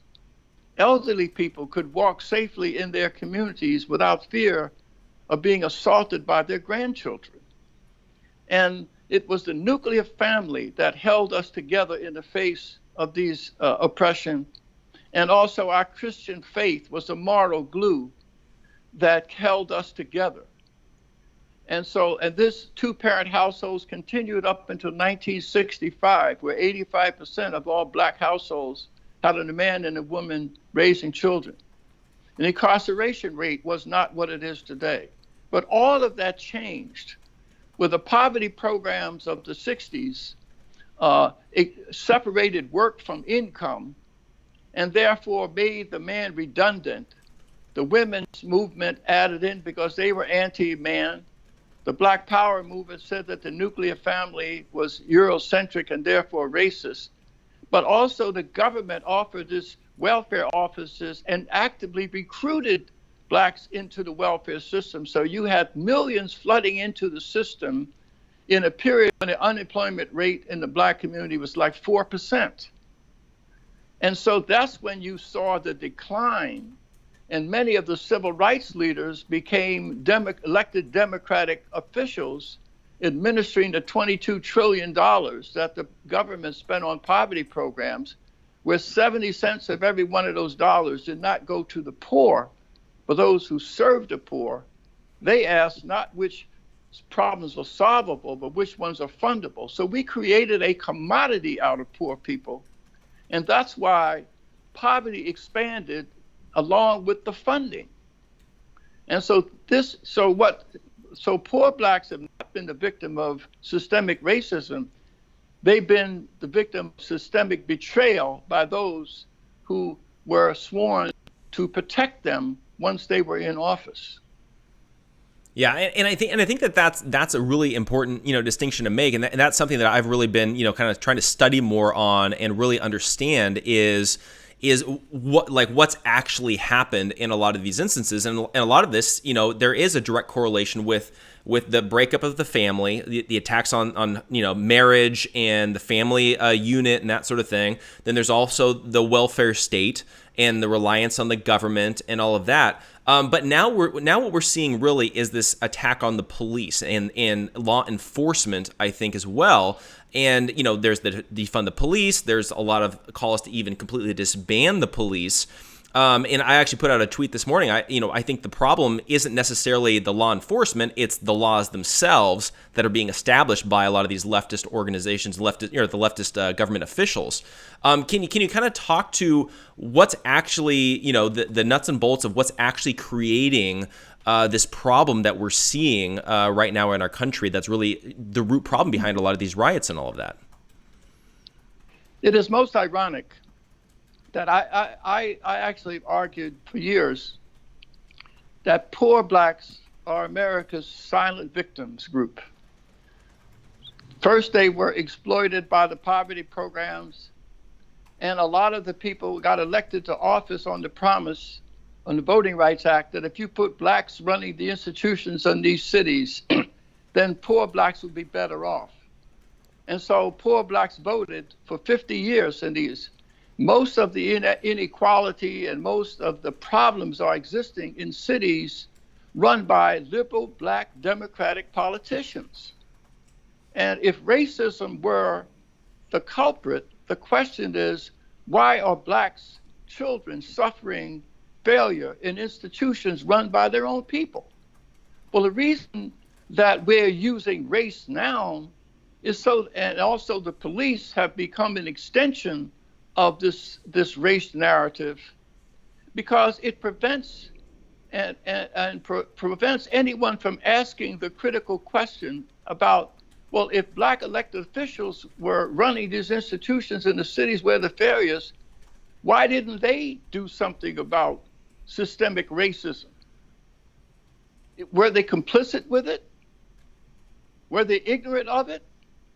Or were they under control of white forces that were beyond their control? But in order to avoid having to answer that question, they can point to institutional racism, whatever that means. And so now low-income blacks are being victimized for the third time by leftists are using race it has nothing to do with Floyd. Peaceful protest is a legitimate in reaction to the death of this man, and I think that has to be addressed. But the moment someone burns down a building, begins to loot and tear down statues, that has nothing to do with Floyd. This is people on the left using the conditions of poor blacks to denigrate this country and try to tear civic institutions apart. But what they're doing, they're being paid to solve problems that they helped create. Because the more they call for a reduction of police, the more the violence goes up, because the police, it's called police nullification, or the Ferguson effect. If police are going to be accused of racism, then they're not going to aggressively enforce the laws in low-income, high-crime neighborhoods, with the result that violence goes up as police war. If they're downtown trying to prevent looting of stores, they're not in the neighborhoods preventing robberies and violence. And so the real losers are low-income blacks, because many of the protesters live in gated communities and they don't have to suffer the consequence of what they're advocating. Yeah, that's a very important distinction. I've been kind of following what we've got going on out here in California where I live. And I know out in LA, they're taking, I believe, something like $150 million or $250 million out of the police budget and redistributing it over to essentially Black Lives Matter, causes, and trying to redirect or redistribute the funds. And I think as conservatives and even just Americans in general, I think a lot of times we can look at it and like, okay, number one, what is that actually going to solve? But I think, what is our actual message to actually fixing the actual problems, like the root problems, that are affecting the black community? What should we be supporting and pushing for? Well, first of all, conservatives I've always said they need a ground game. Conservatives are not going to address this problem by meeting in think tanks and issuing white papers and then complaining about it on talk radio. They have to do what the left does. That is invest. That's why we are setting up 1776 Unites. We're urging conservatives and others, Americans, to invest in us. Give us an opportunity we're producing a K through 12 curriculum that is pro-American values. We are going to make civic teachers out of grassroots leaders, so when the kids come into after-school programs, they'll be taught American values. We're going to have webinars where we talk about blacks who were born slaves who died millionaires. We want to talk about how poor blacks, even after slavery, use the capitalist system to create wealth and build hospitals. When blacks were denied an opportunity to stay in a hotel, we built our own. The Wallahaji in Atlanta, the Carver and the Calvert hotels in Miami, the St. Teresa in New York, the St. Charles I could go on and on and on. Black and white children need to know blacks were not just America's victims, but they were Americans who used the free enterprise system to create wealth. We had a real estate company in Harlem in the 20s that had 200 employees. In Chicago, South Side, in 1929, blacks owned 731 businesses and 100 million in real estate assets, even though there was redlining. And so, but these stories of black success in the face of oppression have been suppressed, not just from young blacks, but from white America also. So conservatives can urge these corporations to stop paying for the rope that's being used to hang the country with. Why should they be writing checks to Black Lives Matter? Give it directly to community leaders that are in these communities who are solving problems. It's interesting, they were talking about Tulsa and how the racists in the 30s burned out the Black Wall Street. Well, they're burning out Wendy's in Atlanta that is black owned, that had black employees. So you have the Klan burning out in the name of racism and Black Lives Matter burning black businesses in the name of social justice. Does that make any sense? None, absolutely none at all. And I think one of the other aspects that I've noticed about the response to the George Floyd case and the protesting and the riots and all of that is there seems to be a really big push almost for I don't know any other way to put it than like segregation. We're dividing each other based on our skin color, and if you're white you have to behave a certain way, if you're black you have to behave a certain way, and that you have to fall in line with the political ideology of being black seems to be the narrative. How do we overcome that, and what should be the ultimate goal as Americans? Well, first of all, as I have said, the two groups that trouble me most, and I think I almost despise them, the guilty white people and rich, angry, entitled black people, is that we must be able to tell the truth to one another, even when it's inconvenient to us. So we must do truth telling. The biggest divide in America is not on race. When you're trying to say this stupid governor of Kentucky, for instance, is proposing to give all black people free health care.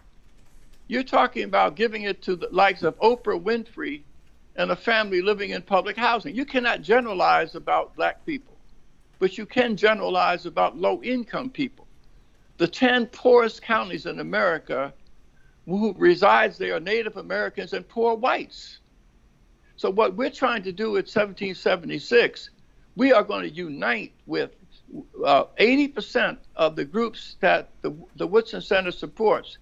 They're low-income whites, they're blacks, they're Hispanics. They're people who are what I call the least of God's children. You can generalize about people on class, so we need to end these racial divisions so we can address the problems of real poverty in America and real despair. And it isn't just material poverty we've got to address. Even in Silicon Valley, the suicide rate among teenagers is 6 times the national average. And these are 2-parent households, both with master's degrees, with a high net worth income. So there is a real sense of isolation in a lack of meaning.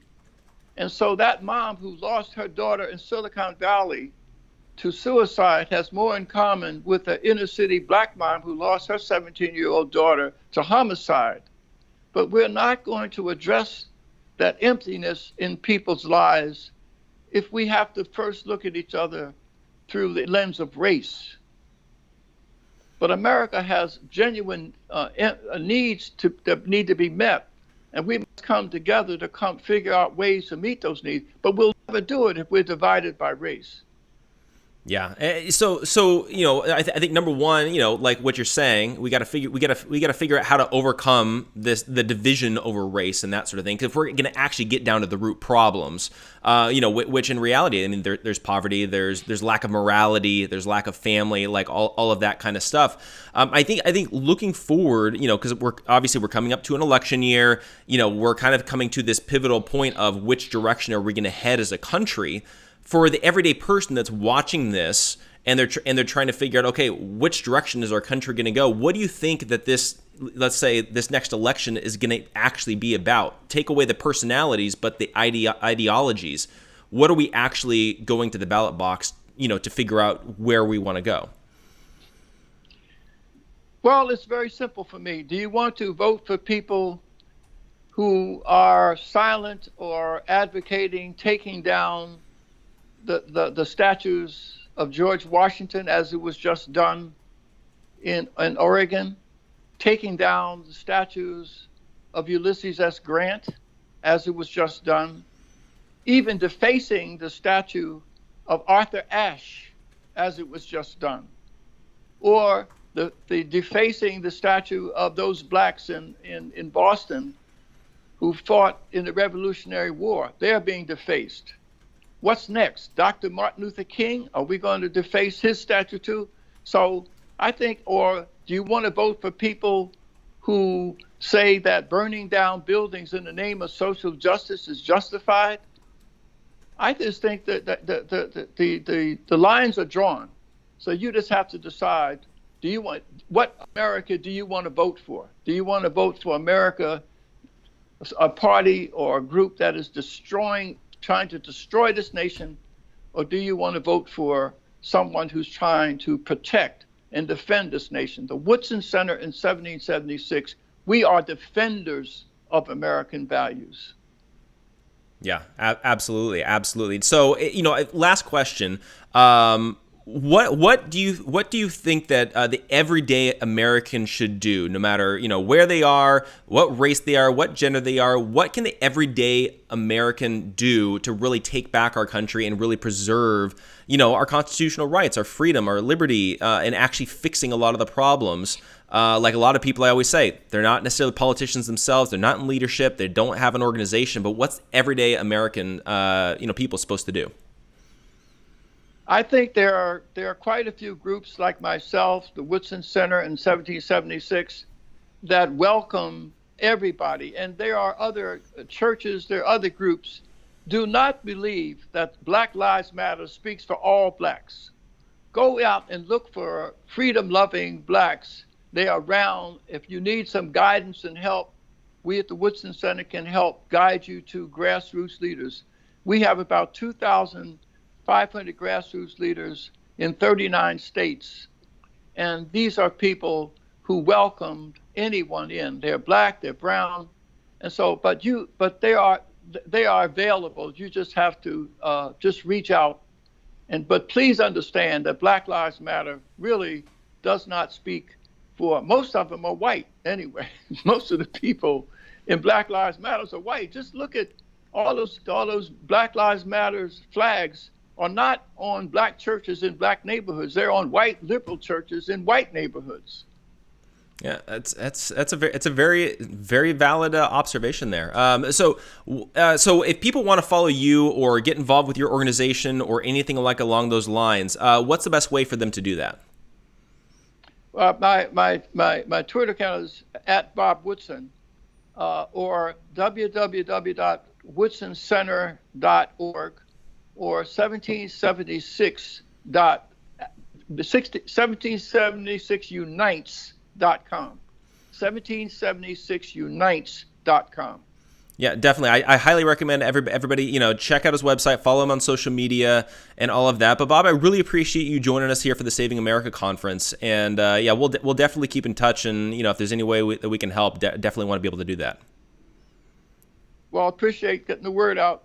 Absolutely. Thank you so much. And then for everybody else that's watching as well, we're going to take another short break just for a few minutes. We're going to be back with Pastor Ken Peters, who's the founder of the church at Planned Parenthood.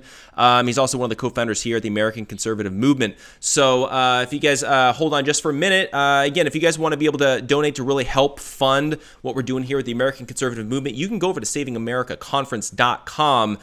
Check that out. You can help us. We've got a lot of plans for the future to really bring back constitutional rights and the American value system here in America. So savingamericaconference.com. Check that out. We'll be back here in just a few minutes with Pastor Ken Peters. He's going to bring it. I'm telling you, you do not want to miss him. So hold on just for a few minutes. I'll get him on. We'll be right back.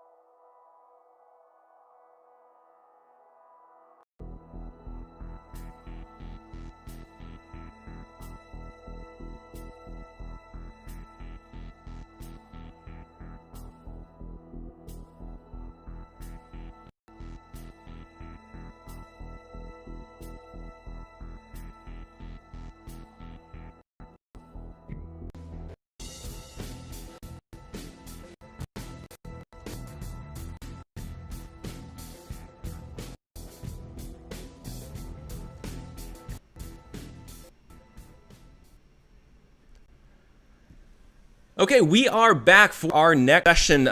We just finished up with Bob Woodson, who was awesome. I'm looking at the comments, here on the live stream, and obviously everybody loves Bob.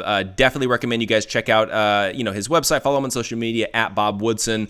Just great information. It's definitely what we need, especially in light of everything going on with Black Lives Matter and all the riots and protests and all of that kind of stuff. Really excited about our next guest. We've got one of the co-founders here of the American Conservative Movement, but he's also the founder of the Church of Planned Parenthood. We got my good friend, Pastor Ken Peters. Ken, welcome back to the Saving America Conference, and glad we could do this. Thank you for having me again, Brother Jeff. Of course. So Ken, I know we're going to be hearing some good preaching from you. So really excited to hear your thoughts, and the floor is yours. Thank you so much. Once again, it's an honor to be one of the speakers for the American Conservative Movement online conference. This is, I think, our fourth one, if I'm not mistaken. And they get better all the time. And I gotta say, one of our founders, Jeff, I'm privileged enough to be the lowest member on the totem pole of this great founding team. But Jeff does such a great job putting these conferences together, and what a talent and a skill and a good man you are, brother. And I just appreciate all that you do for the United States of America and for the Church of Jesus Christ. You're not afraid to challenge anybody. I've seen you challenging the best when you feel like they're getting off. And we are truly in a time. And I want to talk briefly before I get specific with some of the issues that are facing our nation today, I want to hit something from the Word of God. And I want to talk about a concept called removing the of. Removing the of. And let me explain what that is to you. If you have your Bibles or your phones, the Bible in your phone, I want to read from the book of Daniel, chapter 2 and verse 20. Daniel chapter 2 and verse 20. The Bible says, Daniel answered and said, "Blessed be the name of God forever and ever, for wisdom and might are his, and he changeth the times and the seasons. He removeth kings and setteth up kings." Hopefully he's going to setteth up Trump again in 2020. "He giveth wisdom unto the wise, and knowledge to them that know understanding. He revealeth the deep and secret things. He knoweth what is in the darkness, and the light dwelleth with him. I thank thee and praise thee, O thou God of my fathers." I want you to notice that. "O thou God of my fathers." You know, in the Old Testament, that's what they called God. He was the God of our fathers, or the God of my fathers, or the God of Abraham, Isaac, and Jacob. He was the God of the fathers of the nation of Israel, of the Jewish lineage. That's who God was. That's who he was referred to. And did you know that in all the existing books of the Old Testament and all the existing books extra biblical, as far as Jewish writings dating from the beginning of Judaism until the 10th century AD in Italy, there is not a single reference of a Jewish person addressing God directly in the first person as Father. You know, I thought I would touch on this issue here on Father's Day weekend. Can you believe it? In the Old Covenant, and even up till 10 centuries AD, there was not a single addressing of God in the first person as Father. The first Jewish rabbi to call God Father directly was Jesus Christ of Nazareth. Can you believe that? Jesus comes in and calls God his Father. That was a radical departure from rabbinical tradition. In fact, every recorded prayer we have from the lips of Jesus, except for one, Jesus calls God his Father. Jesus called himself, and we believe he was the Son of God. Now watch this. Not only that, what's even more radical is that Jesus says to his people, to you and I, that when we pray, we are to address God as our Father, who art in heaven. Hallowed be thy name. Friends, this was radical in the day of Christ. For him to call God his Father, and then for him to tell us, his followers, his disciples, to call God Father as well, was radical. Not only that, but he gave us the Holy Spirit, and Romans chapter 8 tells us that when the Holy Spirit indwells us and baptizes us, fills us, he is the Spirit, capital S, the Spirit of adoption. What does that mean?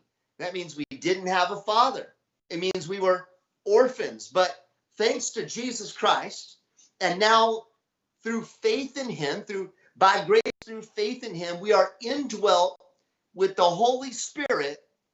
And that Holy Spirit that indwells us is the Spirit of adoption, whereby we cry out, Abba, Father. Now, I had the privilege of going to Jerusalem this last year, about 8 months ago, And it was really precious. In downtown Jerusalem, these young little 2- and 4-year-old, 6-year-old Jewish boys running around Jerusalem in the old city, and you can hear them crying out, Abba, Abba, which means dad, which means father.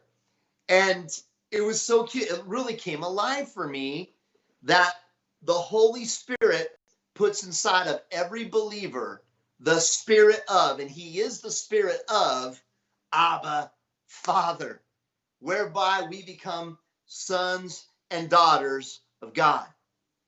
You know, this Jesus calling God his Father. And of course, we know that Jesus is the only begotten Son of God. Not that he was born, but he is the third, not the third necessarily, but he is one of the 3 persons in the Trinity.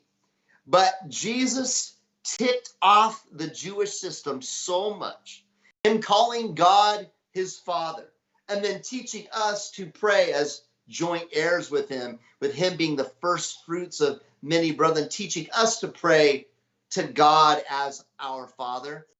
So upset the rabbinical Jewish high priest system that it drove them to call Jesus a blasphemer, and it drove them to crucify him on the cross. Now, they didn't know why they were crucifying him. You and I know today, those of us that believe in Christ, we know that Jesus was the sacrificial lamb for the sins of the world, for our sins.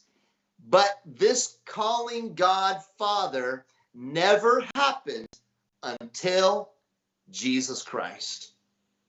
The rabbis had never heard of this kind of speech. Now, I want to transition this into what we are going through in America today. I want to give this word out today. You know, Black Lives Matter does not have the answer for what ails us in America. Black Lives Matter does not have the answer for racism. In fact, I'm from the state of Washington. Jeff, my buddy, is from California. I believe JD is from California as well. We're all from the left coast. Can you believe it? At least I know Jeff and I are. And in Seattle, you might not have known this, but the 51st state has been established. It was first founded as the state of Chaz. It has now become CHOP. It might be something different today. I'm really not sure. You have to keep track of it every day to find out what the new name is. But this community within Seattle has declared itself its own autonomous kind of nation or place or state. And you see a bunch of people there. There are black people, there's white people, and people of every color. And they're trying to confront a systematic racism that they believe is deeply embedded in the United States. Well, I want to talk briefly in my last 15 minutes about a systematic problem within America in general, and it's also in the Black community. And that is the problem of fatherlessness. Systematic fatherlessness is a bigger problem than bad policemen. Now, I know there are bad policemen. I think what happened to Lloyd with the policeman putting his knee on his neck, I think we can all tell that was wrong. I haven't heard anybody defending that. I think it was wrong, and justice needs to happen. I think it will happen, God willing. But there is a bigger problem than bad policemen, than racist policemen. Now, that should be taken care of, definitely. But the bigger problem I see within the African American community is a lack of fathers. It's not just their community. It's in the white ethnic group. It's in all the ethnic groups. A systematic problem with fatherlessness. And the gospel is the key to healing that hurt inside of us, because the gospel brings the Holy Spirit, which gives us the spirit of adoption, whereby we now have a father, and only a father can cure the problem of fatherlessness. You know, when there is not a father in a home, the kids are left to mom. Now, I don't want to get the girls mad at me. Moms are amazing. We celebrate them on Mother's Day. But there's something about a dad. There's something about a dad. You know, I have a special needs son. His name is Judah. I love Judah. He's precious. He doesn't have all of his mental capacity that most have, but he is so precious, and we love him dearly. And my son Judah, even though he has autism and he's special needs, he's smart enough to sense when dad isn't there. Now, thanks to coronavirus, he's had to do his occupational therapy sessions on Zoom. He hates it. He's not good on Zoom. It's better if there's somebody right there in person. But did you know Dad, in our home, I have to be there during these Zoom sessions, or he will not obey. He will not obey his mom. I mean, mom does her best. She tries to motivate with treats. She tries to motivate with crackers. She tries to motivate with whatever she can motivate with. But mom literally does not have the power to control my son and get him to focus on Zoom. So my wife, my wonderful, sweet, precious, cute little wife, has to wave me down, has to flag me down, and bring me over to look at Judah sternly and say, Judah, you do the right thing. Okay, buddy? And Judah will most of the time shape up and start participating like, at least somewhat like he should. Even my special needs autistic son knows the difference between mom and dad. There's something about a father that brings an order, that brings a structure. It brings protection. Once again, not to pick on my wife, because my wife is way prettier than me. She's way smarter than me. She's better than me in so many areas. But my wife is not very strong. And she's not good with a gun. She's not good with any sort of weapon, not even her fist. So that's why we need me. That's why we need dads. That's why we need fathers. We provide that stability, that protection. There are things that a dad can do that no one else can do. And when you take out a dad from a community, now many African American men are married, and they are good fathers, and they are good husbands, and we applaud that. And this goes for the white folk and the Hispanic folk. It goes for everybody, but there's a lot of homes in some of these African American homes where the dad has left, or the dad is not present. He's not there being that family man. And I want to take it to another place too. You know, the other day, a couple months ago, I was listening to Kanye West. Now, before you judge me for being a pastor that listens to Kanye West, I got news for you. If you didn't already know this, he got saved. Kanye West found the Lord. He got saved, and he put out a new Christian music CD. So of course I got to listen to this. Like I've heard of Kanye, and then I hear that he put out this Christian CD, so I've got to listen to it. So I got out my Spotify and I put on his new Christian CD, and I began to listen to all those songs, and I began to do things around the house and get some stuff done while I was kind of bouncing around to Kanye and listening to Kanye for the first time in my life. Well, when the Christian music got done, it shifted over to his old secular stuff. Now, I'm a pastor's kid. When I grew up, Christian rock music was a sin in my home. And so when I rebelled, can you believe it? This is how I rebelled. Now, Jeff, he probably rebelled with AC/DC and all kinds of terribles. I don't know what he rebelled with. Maybe he didn't even rebel. I don't know. But when I rebelled, you know what I rebelled with? Petra. I rebelled with Petra.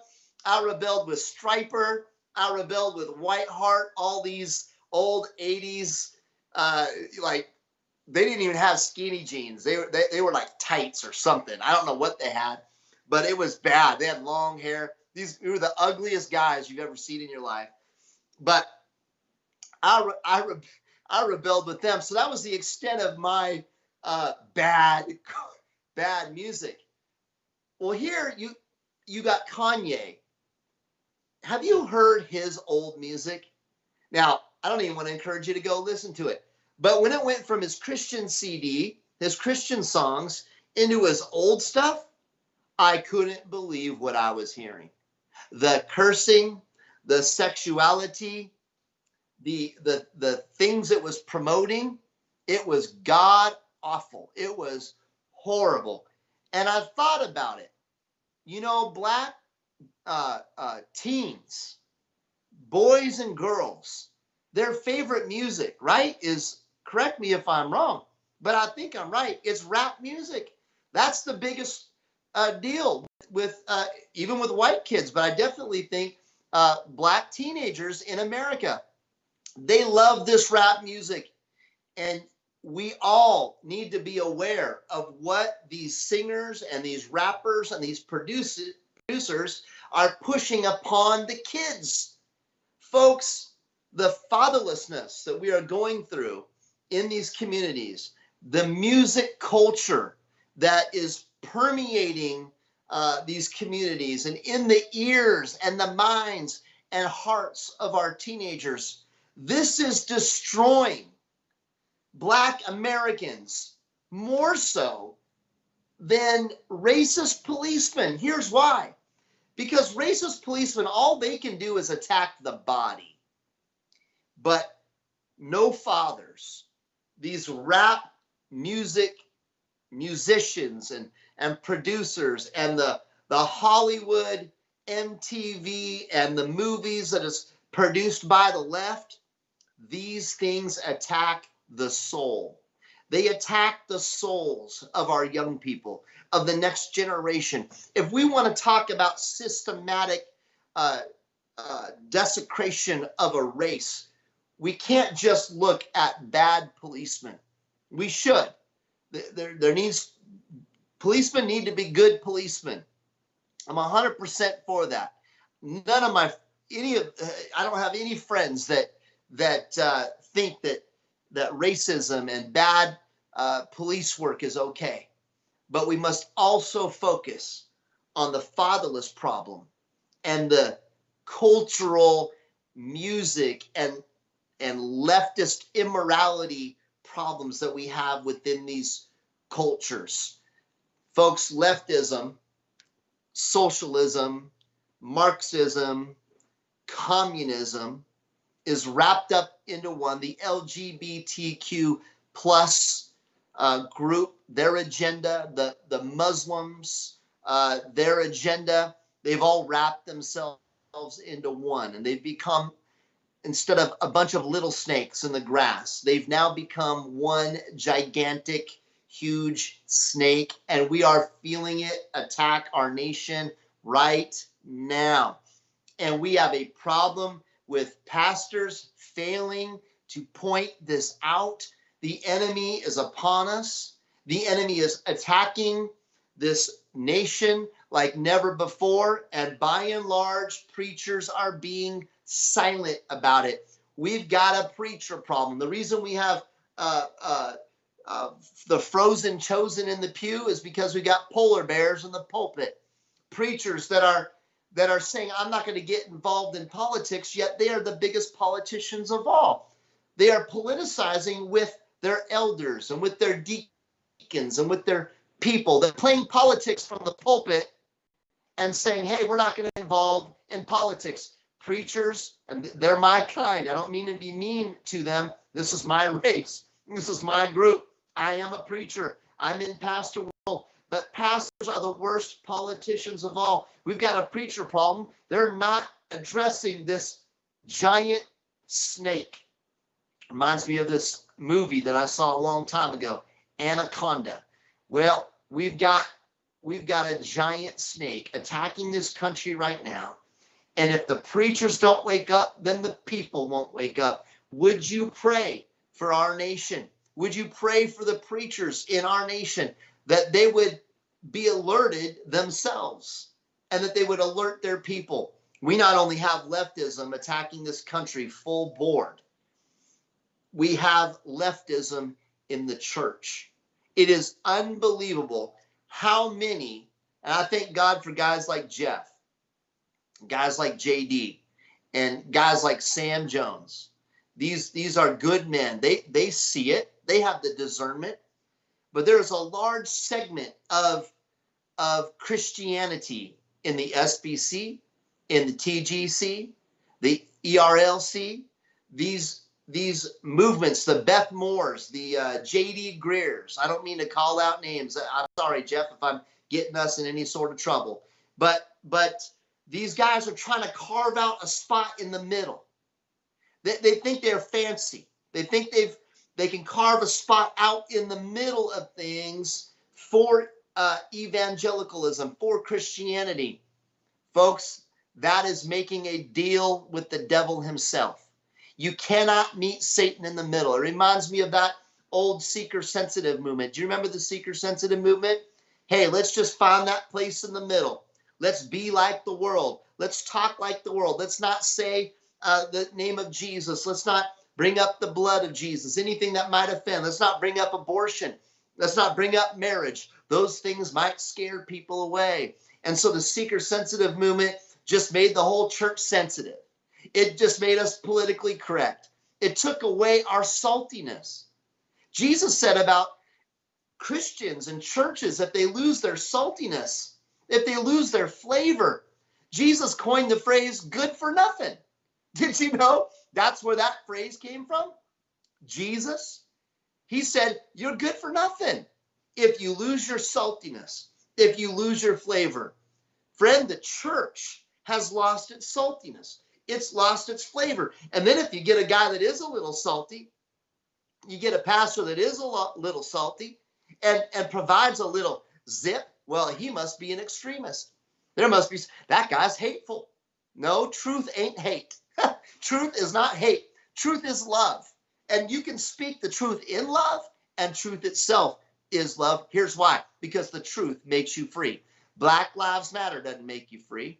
Anything that the world has to offer doesn't make you free. And leftism is going to put you in bondage. And you got Christians and Christian leaders trying to carve out that spot in the middle, trying to take a little bit from leftism with Christianity and mix it together, and they think they're super smart and super wise. No, Satan is a deceiver. It's a trick from the enemy. Fathers, on Father's Day weekend, pastors, please alert yourself, first of all, about what is attacking this country, and please alert the people of God. Don't make deals with the devil somewhere in the middle because you think you're so smart. No, call it for what it is. It is satanic. It is leftism. It is communism. It is socialism, and it's in the church. That's the scariest thing of all. It is in the church, and it's full blown in our nation, and you are seeing it on TV, front and center. It's rearing its ugly head.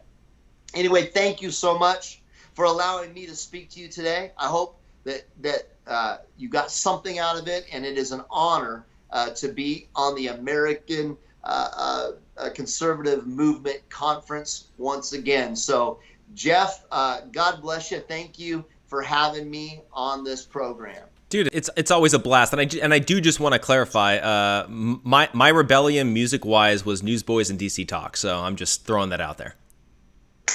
Come on, brother. See, I apologize for thinking so low of you. I should have thought much higher of you than I did. I apologize. Hey, I did get into some of the secular music later, so I mean, All right. it's not full on, but anyways, but yeah, Ken, really enjoyed that, and I'm really glad that we've got you a part of the American conservative movement here, and I know we've got some big plans for the future, so it'll be a lot of fun. So.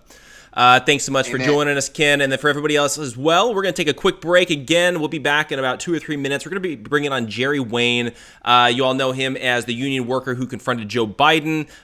Joe Biden turned around and challenged him to take it outside, and then also started mumbling something about AR-14s. So, going to have a fun conversation between Jerry and I in the next session. So stay tuned just for a few minutes. We'll take a quick break. We'll be right back. By the way, if you guys are watching, make sure you guys like and subscribe to whichever platform you guys are watching on: Facebook, Periscope, YouTube, and all of that. It really helps with the algorithms to help get the message out. But then you can also be notified when we go live with another conference, or when we put out our podcast, or whatever it might be. So if you guys can do that, that would be awesome. We'll take a quick break. We'll be right back in just a few minutes with Jerry Wayne.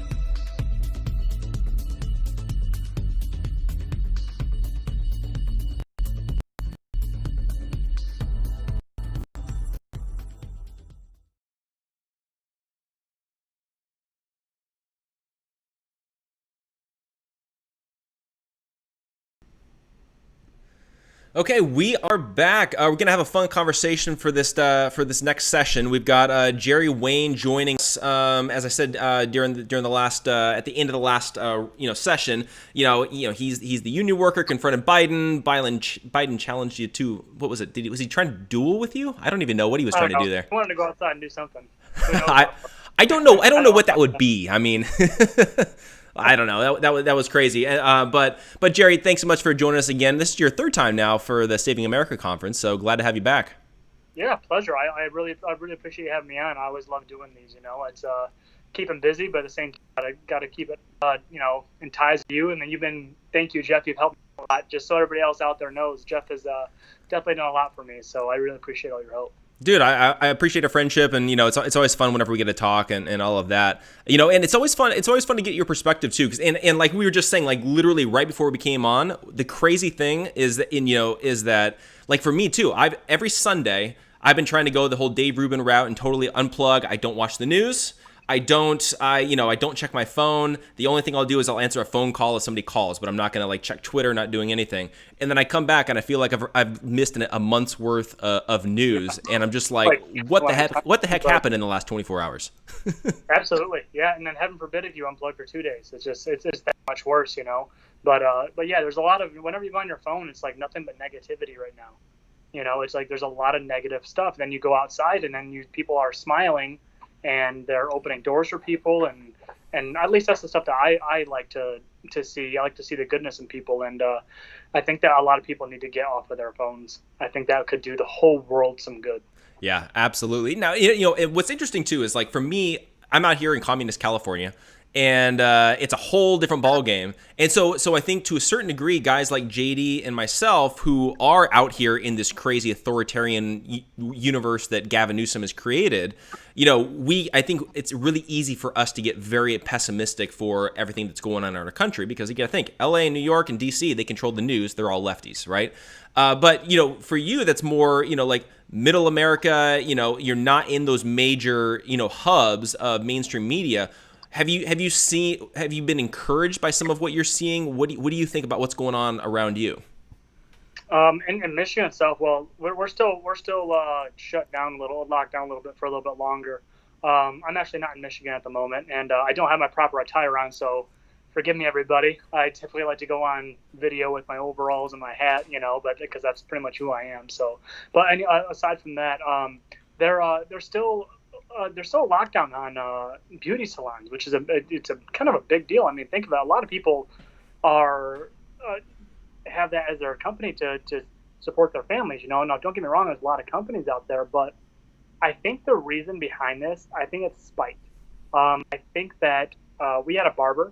I can't remember the gentleman's name. He's on the west side of the state, and he made national news, and they shut him down, and he opened up anyway. You know, just kind of like stick it to you, and he's been booming in business, you know, because of it, and they're trying to get him shut down even more and pull his license and all that stuff.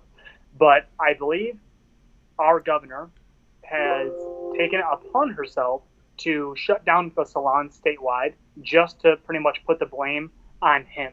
That's the same thing that she did when we had our rallies in Lansing. She's like, oh, these people are bad, and then tried to shut us down even longer. She pushed it even longer. There was only a few hundred people at that. Actually, around 1,000 people or so. Who knows? I don't know what the numbers are. I didn't count. But there was quite a few people there, but not enough to where it would spike numbers with the coronavirus and all that stuff. And then there's a science behind that as well, you know, like how true are the numbers and all that. And I don't want to get into the details of that because I'm no doctor or anything, but I believe it is all out of spite, and pretty much what it does, it turns the blame onto the people that are fighting for their rights. You know what I'm saying? It's like you get in trouble growing up and say like, I don't know if you had to stand in a corner or go to your room or whatever you had to do, but you get punished and you're punished with your sibling, and all of a sudden your parents say like, you know, 5 minutes of silence, and then 4 minutes 30 seconds, you know, your brother says something, and then you got an extra 5 minutes. But now you're going to look at your brother like he's the bad guy when he's just like, hey man, this is unfair, you know. I don't know if there's the best analogy in the world, but it's kind of like off the top of my head, but that's pretty much what we're dealing with. We're dealing with someone that's trying to put the blame on other citizens and nothing on herself. Yeah, well, you know, we're seeing something similar out here in California with Gavin Newsom. You know, when we were dealing with you know, more in the midst of the coronavirus crisis and all that kind of stuff, you know, Gavin Newsom specifically targeted Orange County, California, and he allowed all the beaches to be open except for those in Orange County because people were actually going to the beach. Instead of saying, okay, we're going to shut down all beaches and make it even, he targeted us because, you know, us down in Orange County were more conservative and rebelling a little bit against tyranny. But, you know, also as well, like he literally just put out an executive order, I think it was yesterday or the day before, everybody has to wear a face mask anywhere in public. So if you leave your house, outside, inside, whatever it is, you have to wear a face mask. And a lot of people are outside and they're like, but number one, I'm outside. It's hot outside.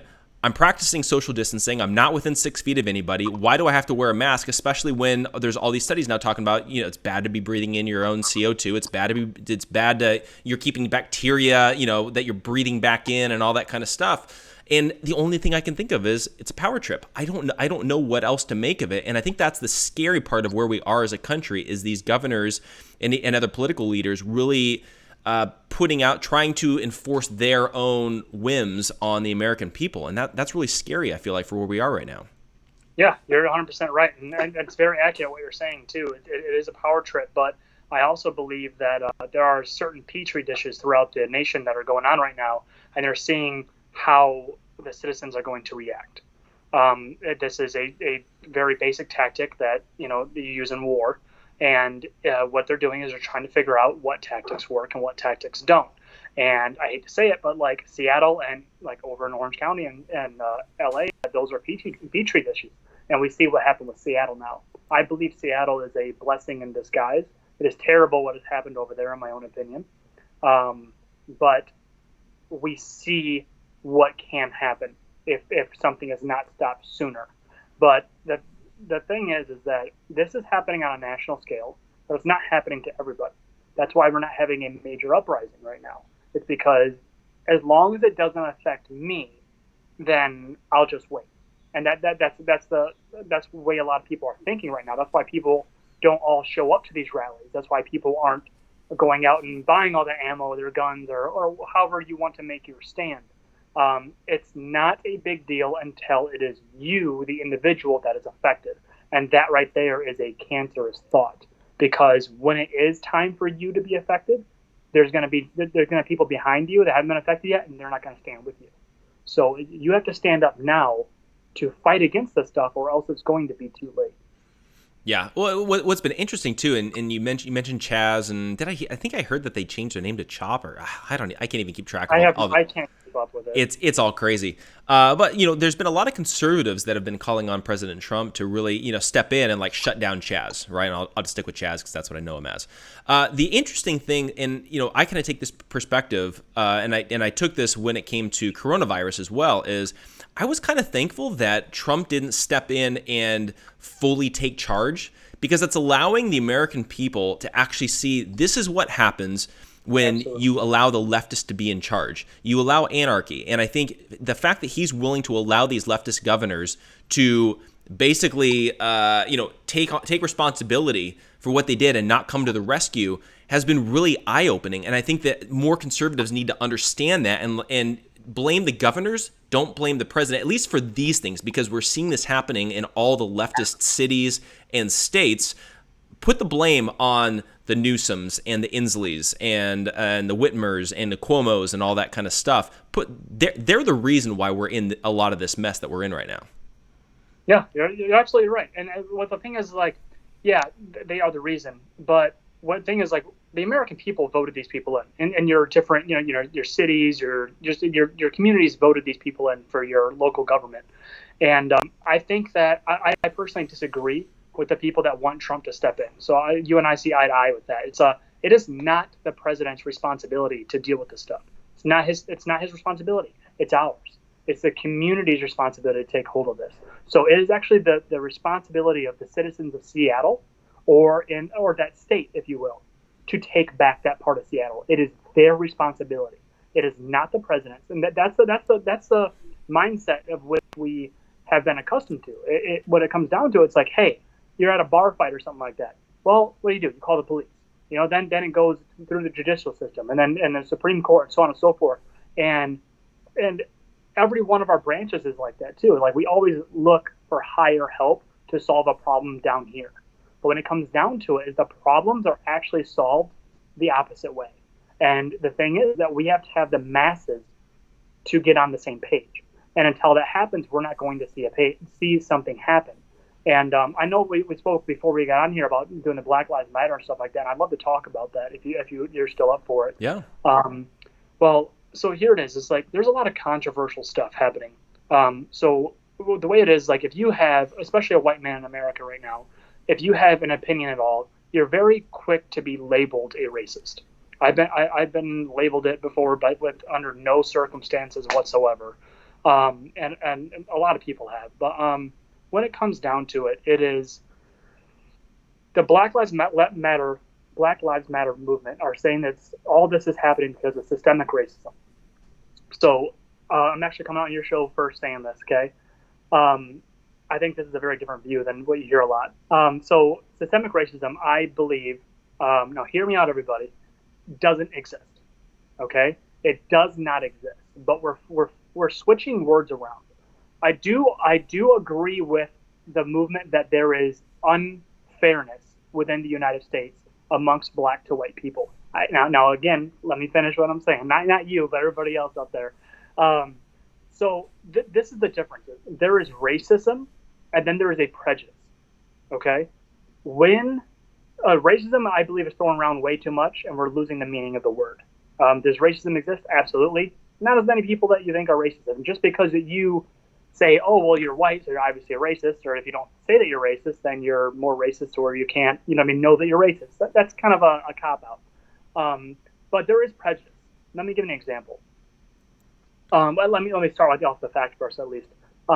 Approximately, the African American community, black community, whatever you want to call, those individuals. I don't mean any disrespect. They are responsible for approximately 50% of violent crimes or murders, if you will, and they're 13% of the population. Let's see. I think we just lost him. Let's see if we can get him back really quick. Give me 2 seconds.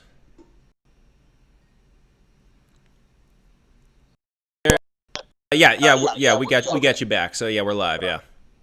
That's my fault. I got timed out there. Okay, so forget where I was. Black Lives Matter. Where was I, Jeff? I'm totally blanking. Okay. Racism and yes, yeah, and prejudice and all that. Yeah. All that stuff. Okay, so racism exists, and then we talk about being prejudiced and stuff. So, 50% of the crimes, 13%, there's a higher rate of violence within their community. There are very, very few predominantly black communities that have a low crime rate. There's not very many of them. So we can blame whoever we want. That's perfectly fine. But when it comes down to it is, when you're a kid and you put your hand on a stove, let's just say that you did that. Put your hand on a stove and you're like, man, that stove is hot, right? And you burnt your hand. Well, now you're going to have a prejudice against stoves. Stoves cause you pain. Therefore, they're not all plugged in or electric, right? So, but the thing is, like, every time you go by a stove, you're going to think to yourself, that has the ability to cause me harm more than a refrigerator. Do you agree? Yep. Okay. So now we're living in a society to where people are aware that there are certain violent people that are around. And a lot of the violent crimes that are being committed by adult black males. So when people see that, whether you want to admit it or not, this is part of our who we are as humans. We see things that are dangerous and we act accordingly on a subconscious level. This is a science. This is not an opinion. So when you see this, whether you want to or not, you're going to act accordingly. So when people apply for a job or something like that, because we say it's systemic racism, it's not, but there is a prejudice there where people say the person has a generic African-American name or whatever. And I do believe there are people out there that have a red flag go up and they're like, hey, this guy may potentially be dangerous. And that person could be an upstanding citizen, an amazing person. But they are looked at differently because of the culture of which they are oriented with. So, are you following me here? Yeah, I think so, and I think that is a fair point too, and I think a lot of it comes back to it may not be racism like bigotry against a race, but it's against a culture that we see glorified on television and in the music and just across the board. Absolutely, and I do believe that it is. I don't want to say that it's everybody's. Let me choose my words very carefully here. It is not their fault, okay? But it is their responsibility. Things happen to people. It happens, okay? Bad things happen to people, but it is your responsibility to take on the burden of what you have and to move forward in life. So this stuff has been brought on to this culture through various ways, like the welfare program for one. You know, when you get accustomed to things like that, and then you then teach things, you teach them in your culture to your children, you know, and so on and so forth. I mean, look what's happened since the Civil Rights Act. We have a ton of people in the Black community that are growing up without dad. You know, single mothers that are growing up without, you know, a companion to bring their children up with, and then you do not have a someone to look up to. You know, you don't have, you can pick anybody who you want that are probably not the best icons to have, and then now you look up to them and you want to do and act how they act. You know, they got money, they got the girls, and that's what you want. You know, and that you think that if you do those things, you're going to get that, but you don't really become an upstanding citizen by following those rules. So, which brings me to my next point. I mean, I know I'm rambling here, but what brings me to my next point is I do have an organization starting, and I think it's going to help people of all colors. And what this organization is going to do, it's going to take children between the ages of 10 to 17, and it's going to give them independence. It's going to teach them camaraderie, and it's going to tell them that they can depend on themselves, not only on themselves, but on each other as well. And this way, we're going to be able to take the country into the direction of which I believe it should be going. And I think a lot of Americans agree with me on which way it should be going. But we have to stand up and take the burden of our own responsibility, of our individuality. Yeah, and I think too, and I've made this point as well, and it kind of goes along with what you're saying, is that the thing is that if there is systemic racism, if there is systemic oppression, it's coming from the overbearing laws of big government and authoritarianism. Yes. You got to think all the regulations that are happening, the welfare state. They're making it more difficult to start a business, to get out of poverty. It's more difficult now to pick yourself up by your bootstraps and get out of poverty and get into the middle class or even become wealthy than it ever has been, I think, in the history of our country right now, because it costs so much to get through the licensing and the regulations and the permits and all the different bureaucracies you got to get through and all of that. It's making it virtually impossible for those in poverty and that have low incomes to actually get out. Thus, they're turning to crime. They're turning to other ways in order to get ahead, which makes things a lot more difficult and a lot more dangerous. But then it is creating this system that would be oppressive to minorities if they do find themselves in the lower income. But again, it comes back to, I think, income class more than it does race. It just happens that there's a higher percentage of particular minorities that find themselves in those lower classes income-wise. Yes, I do agree. But when it comes down to it, it comes down to fatherless families. I think I truly believe that the biggest issue in the United States today is fatherless families. I think that people don't have anybody to look up to, and and then you have obviously the drugs as well. But a lot of people turn to drugs when they don't have a father in their family. And I'm not saying that the father is the be all end all of everything, but I just think a family that is a functioning family can do well for the United States. If you grow up in a broken family, you don't get to see for yourself what it's supposed to be like, or what it should be like. And that's my own perspective, you know. But I tell you what, if you look at the statistics, people usually turn out better when they live in a family that is whole. And we're not seeing that today. And it comes down to the individual person making choices. And if you're going to go out, if you say you're a female, you're going to go out and you're going to pick that person to elope with, you have to make smarter choices. You have to think, is this person going to stick around? Do they have their head on straight? You know, it's not just I believe sex is thrown around now. Sex is not important, and it's not. It should be something that should be held to a very high standard, and it's not anymore. And we can blame the media, we can blame the government, we can blame whatever. But when it comes down to it, nobody is forcing you to act upon those temptations. And people don't have a backbone. I shouldn't say people. A lot of people do not have the backbone or the willpower to fight those temptations right now. Yeah, and again, that it's one of those things we're seeing the decay of our culture.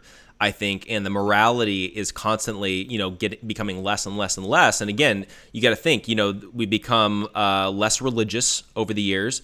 Our families are broken. We become less moral. We don't care about the Constitution. Like you could literally just go down the list of all the different aspects, and it just seems like everything that relates at all to influence and morality seems to have decayed. And I think if we're going to really turn things around, we got to come back around and become a moral people. That's why I do like guys like Jordan Peterson. I know you're a huge fan of his as well.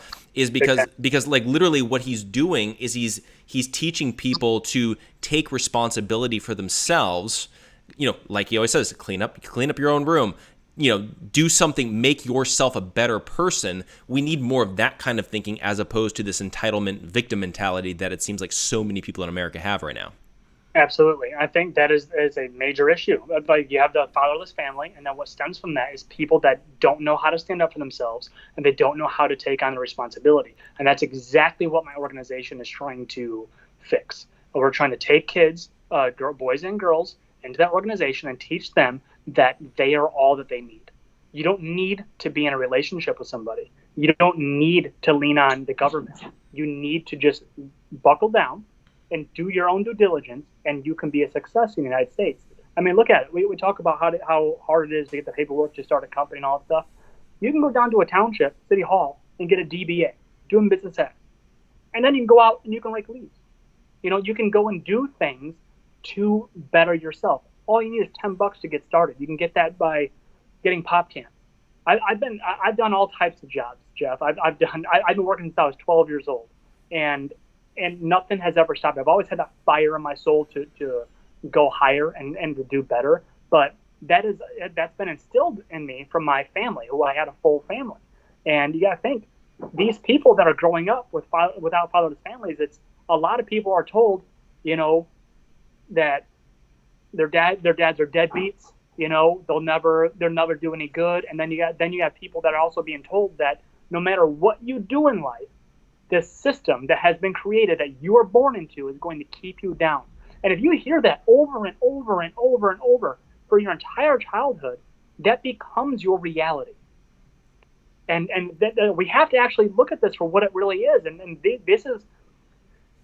these people aren't wrong for being upset with whatever has happened. It's now, mind you, in no way, shape, or form am I condoning violence or tearing down structures or whatever.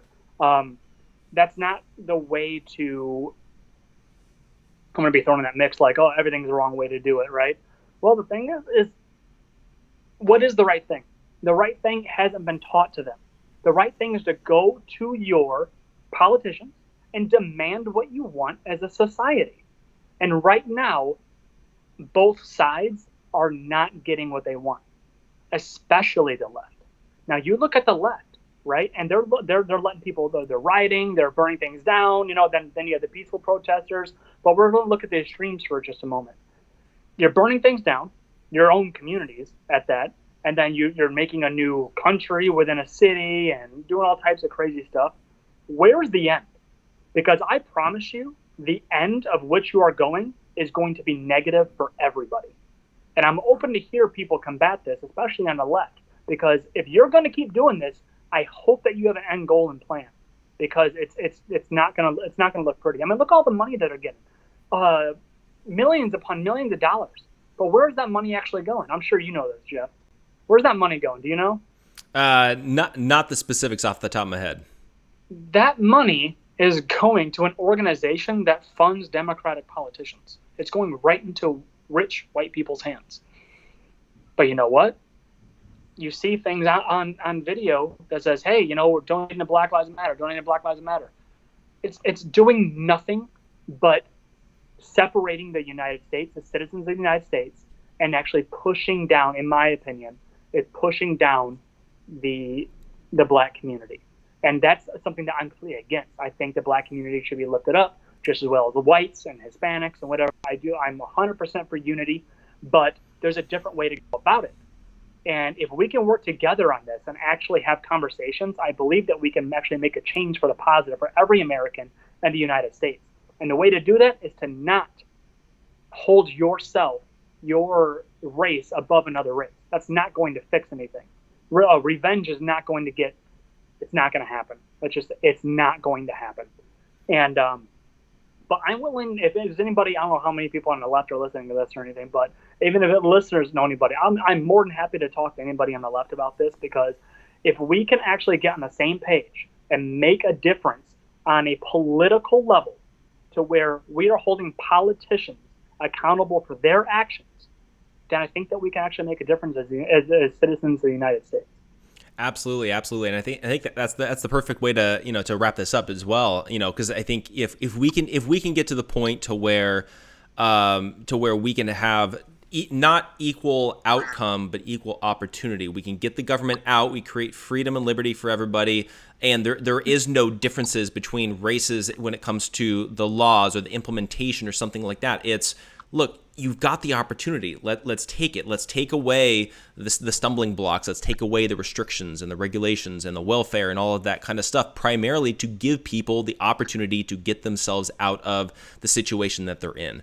And so I hope that's what we can pull off with the ACM and with your organization and different groups like that. It's vitally important. But Jerry, I really appreciate you coming on. I really always enjoy talking to you, and I'm really glad we could have you a part of this Saving America conference. Oh yeah, I'm never leaving ACM, man. This your thing it's top notch, man. I think they're doing a great job. Thank you very much. I really appreciate it. And then if people want to follow you and follow what you're doing and all that kind of stuff, what's the best way for them to do that? Twitter, Instagram, and Facebook at Jerry Wayne AR14. Perfect. Definitely follow him. And then for everybody as well, we're going to take a quick break. We got another Michigan guy coming up next. We got Mike Detmer coming on. I'm gonna have him on. He's running for Congress up there in Michigan. I talked to him a few times just in dealing around the Michigan rallies and all that kind of stuff. Great guy. You guys are gonna love him. So make sure you guys stay tuned for that. In the meantime, if you guys want to help support what we're doing here at the American Conservative Movement, go over to SavingAmericaConference.com. You guys can donate if that's something that you guys feel led to do. We're going to be having a lot more events once we get out of this coronavirus stuff. We are going to be eventually, hopefully, doing some live stuff, so different projects and that sort of thing to really help take back our country. So if you guys go to SavingAmericaConference.com, you guys can check that out in different ways that you can help support us over there. So again, we're going to take a quick break. We'll be right back with Mike Detmer, and stay tuned. We'll be back in just a couple minutes.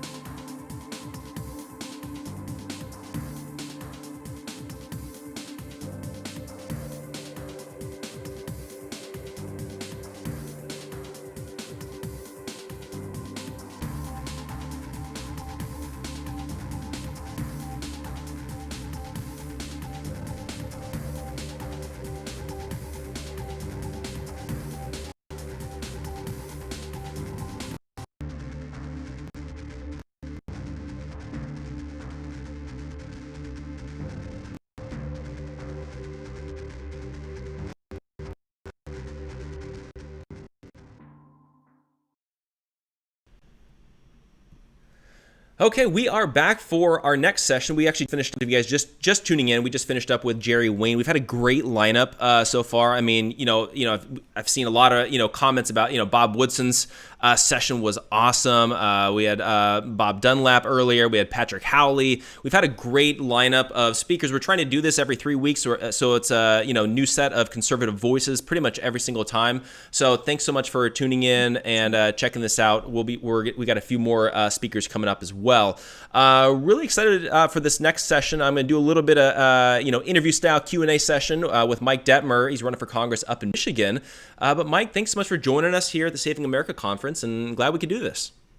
Yeah, thanks for having me. Pleasure. Of course. And so, we were just kind of talking a little bit, right before we came live as well. But I think the crazy thing about everything that we're facing as a country is that we're not just having one crisis. It seems like we're having a full-on constitutional crisis of, coronavirus coupled with Black Lives Matter. And it seems like almost every one of our constitutional rights is under attack. I mean, I don't even know what to focus on to start with. Like, what's your take on everything that's going on?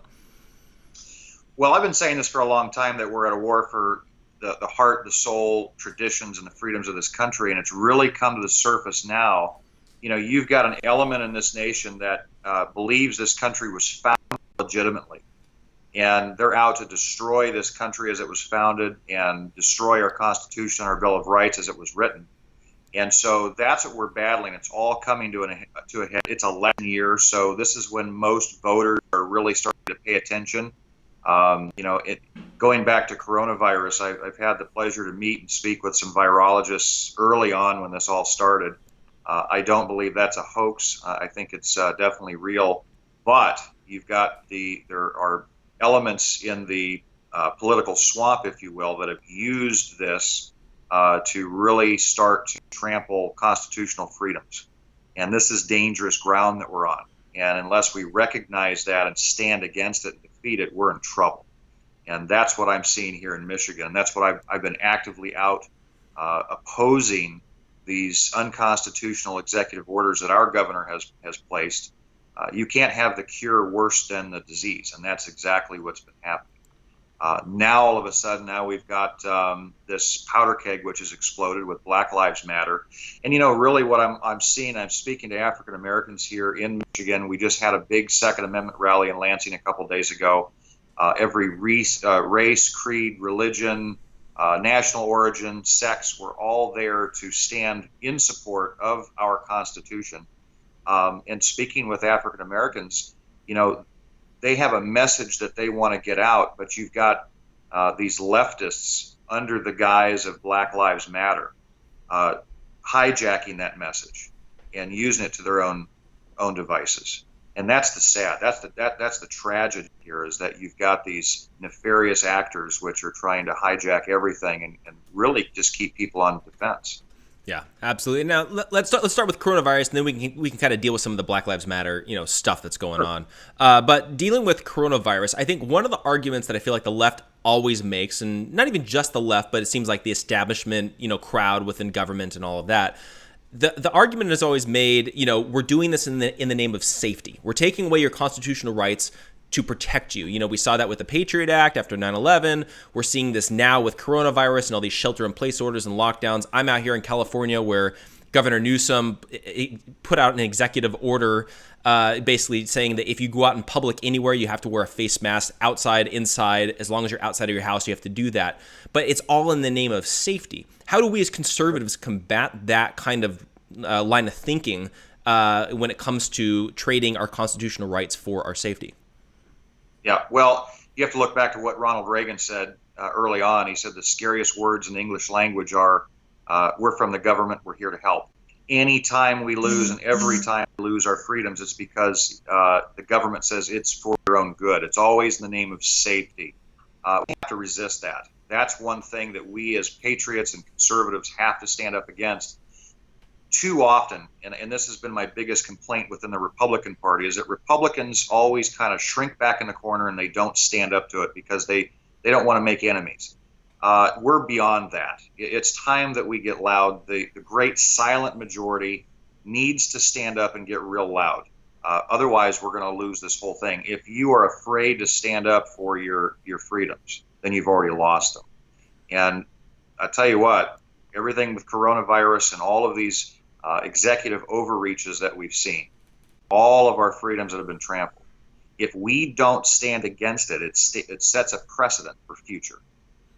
So again, we're on dangerous ground. We've got to have more people stepping up and yelling at the rooftops if need be to get this done and get this reversed. Yeah, and I know you're running for Congress. You're doing what you can, but let's when you get to Congress, what is it that we can expect true conservative congressmen to actually do to make sure that this kind of thing never happens again? Because I think that to me is in the back of my mind is, okay, so let's say we beat this one thing. It's just going to happen again in 6 months or a year or 2 years down the road. How do we make sure that our constitutional rights are consistently protected?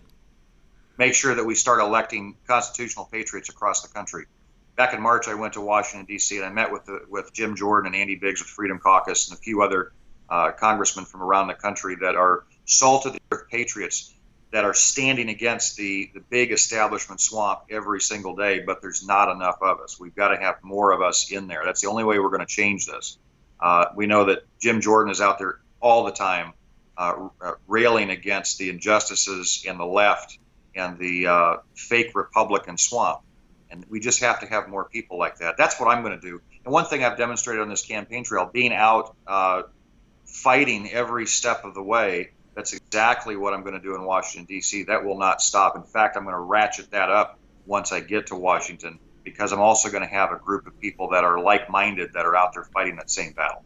Yeah, and again, that's one of those things that's so vitally important, is that we do get true constitutional conservatives out there in Washington, D.C., because again, it seems like our Constitution is being completely trampled on by both Democrats and Republicans to a certain degree. It's just maybe they're taking a slightly different perspective, but it still seems like, no matter what, it's big government, authoritarianism, centralized government based in Washington, D.C., as opposed to pushing it back to the states and local governments. That's right. That's right. Yeah. And it's real easy. It's real easy for some to say, you know what, government has all the answers, and they don't. The people have the answers. Our founding fathers never envisioned our government to be like this. They envisioned it to be there to keep, for lack of a better term, not so much a fair playing field, but to get out of the way of free market. And what we're seeing right now is big government stepping in, and I'm seeing it from both sides, more so from the Democrats, but I'm also seeing it from other Republicans that are following lockstep, and that's why we're in the mess we're in, quite frankly. Yeah, no, absolutely. Now, looking at both coronavirus and Black Lives Matter to a certain degree with the looting and the riots and all that kind of stuff, how do you feel that, like, President Trump has responded to it? Because I know that there's been some conservatives and Republicans that have said that they wish that he would step in and he would do more. And then there's other people that will oftentimes say that they're glad that he's taken more of a hands-off approach and allowing the local governors to handle it, because then it's kind of exposing them for, their leftist policies and how just corrupt, the whole system is. What's your kind of take on how the president and the federal government should be handling a lot of this kind of stuff? Well, that's really tricky, because you don't want to trample anybody's First Amendment rights either. If Black Lives Matter or any other group want to get out and protest, they've got their First Amendment right to do that. However, when it goes into riots and destruction of property, assaults, that there's no constitutional protection for that. So if governors won't step in to protect other people's rights, then the president should, to whatever degree he can under the Constitution. But as far as people's protest, listen, even here in Michigan, we just had our last big rally just a couple of days ago. Black Lives Matter showed up. Now, we had the permits for the event. We spent all the money for the event, and they came and disrupted. We did not throw them out. We could have, but we didn't, because they were expressing their First Amendment rights. They were peaceful. That's what has to happen, and that's fine. But again, when it goes to the next level of destruction, and listen, a lot of these people that are out there destroying property, these are paid rioters. This is not organic. This is not the black community stepping up, speaking against any injustice. This is willful intent to do destruction, and it has nothing to do with what a lot of these young people are protesting. Right. Absolutely. Now, when it comes to this push to defund the police and oftentimes disband the police altogether, it seems like obviously like a crazy idea to a lot of people, but then a lot of people are kind of getting behind it.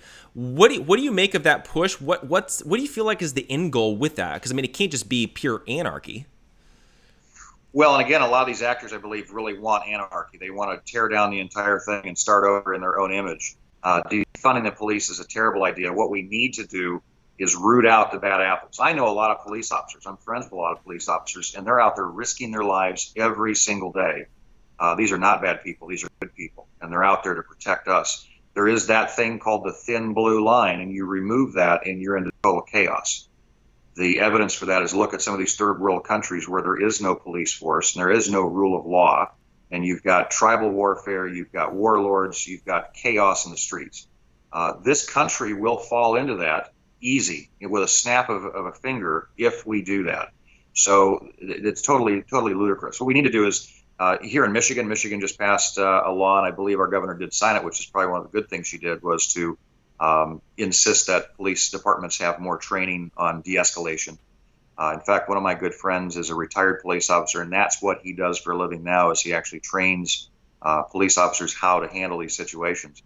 But you know what? A lot of these really good cops out there are dealing with a lot of bad stuff every single day, and my heart goes out to them. But we do have to weed out the bad apples for sure. Yeah. And I don't care what industry it is, whether it's the police or private business, you're always going to have those people there that are not good people, and you've just got to find them and get rid of them before something bad happens. Right. And I think that's obviously something that we should be doing for sure. I think the other aspect that I think is being missed when it comes to this whole police brutality and systemic racism and oppression and all that kind of stuff is how big our government has gotten. And then we're really stretching the police very thin with all the different laws, all the different regulations, all the different scenarios that we're putting them in.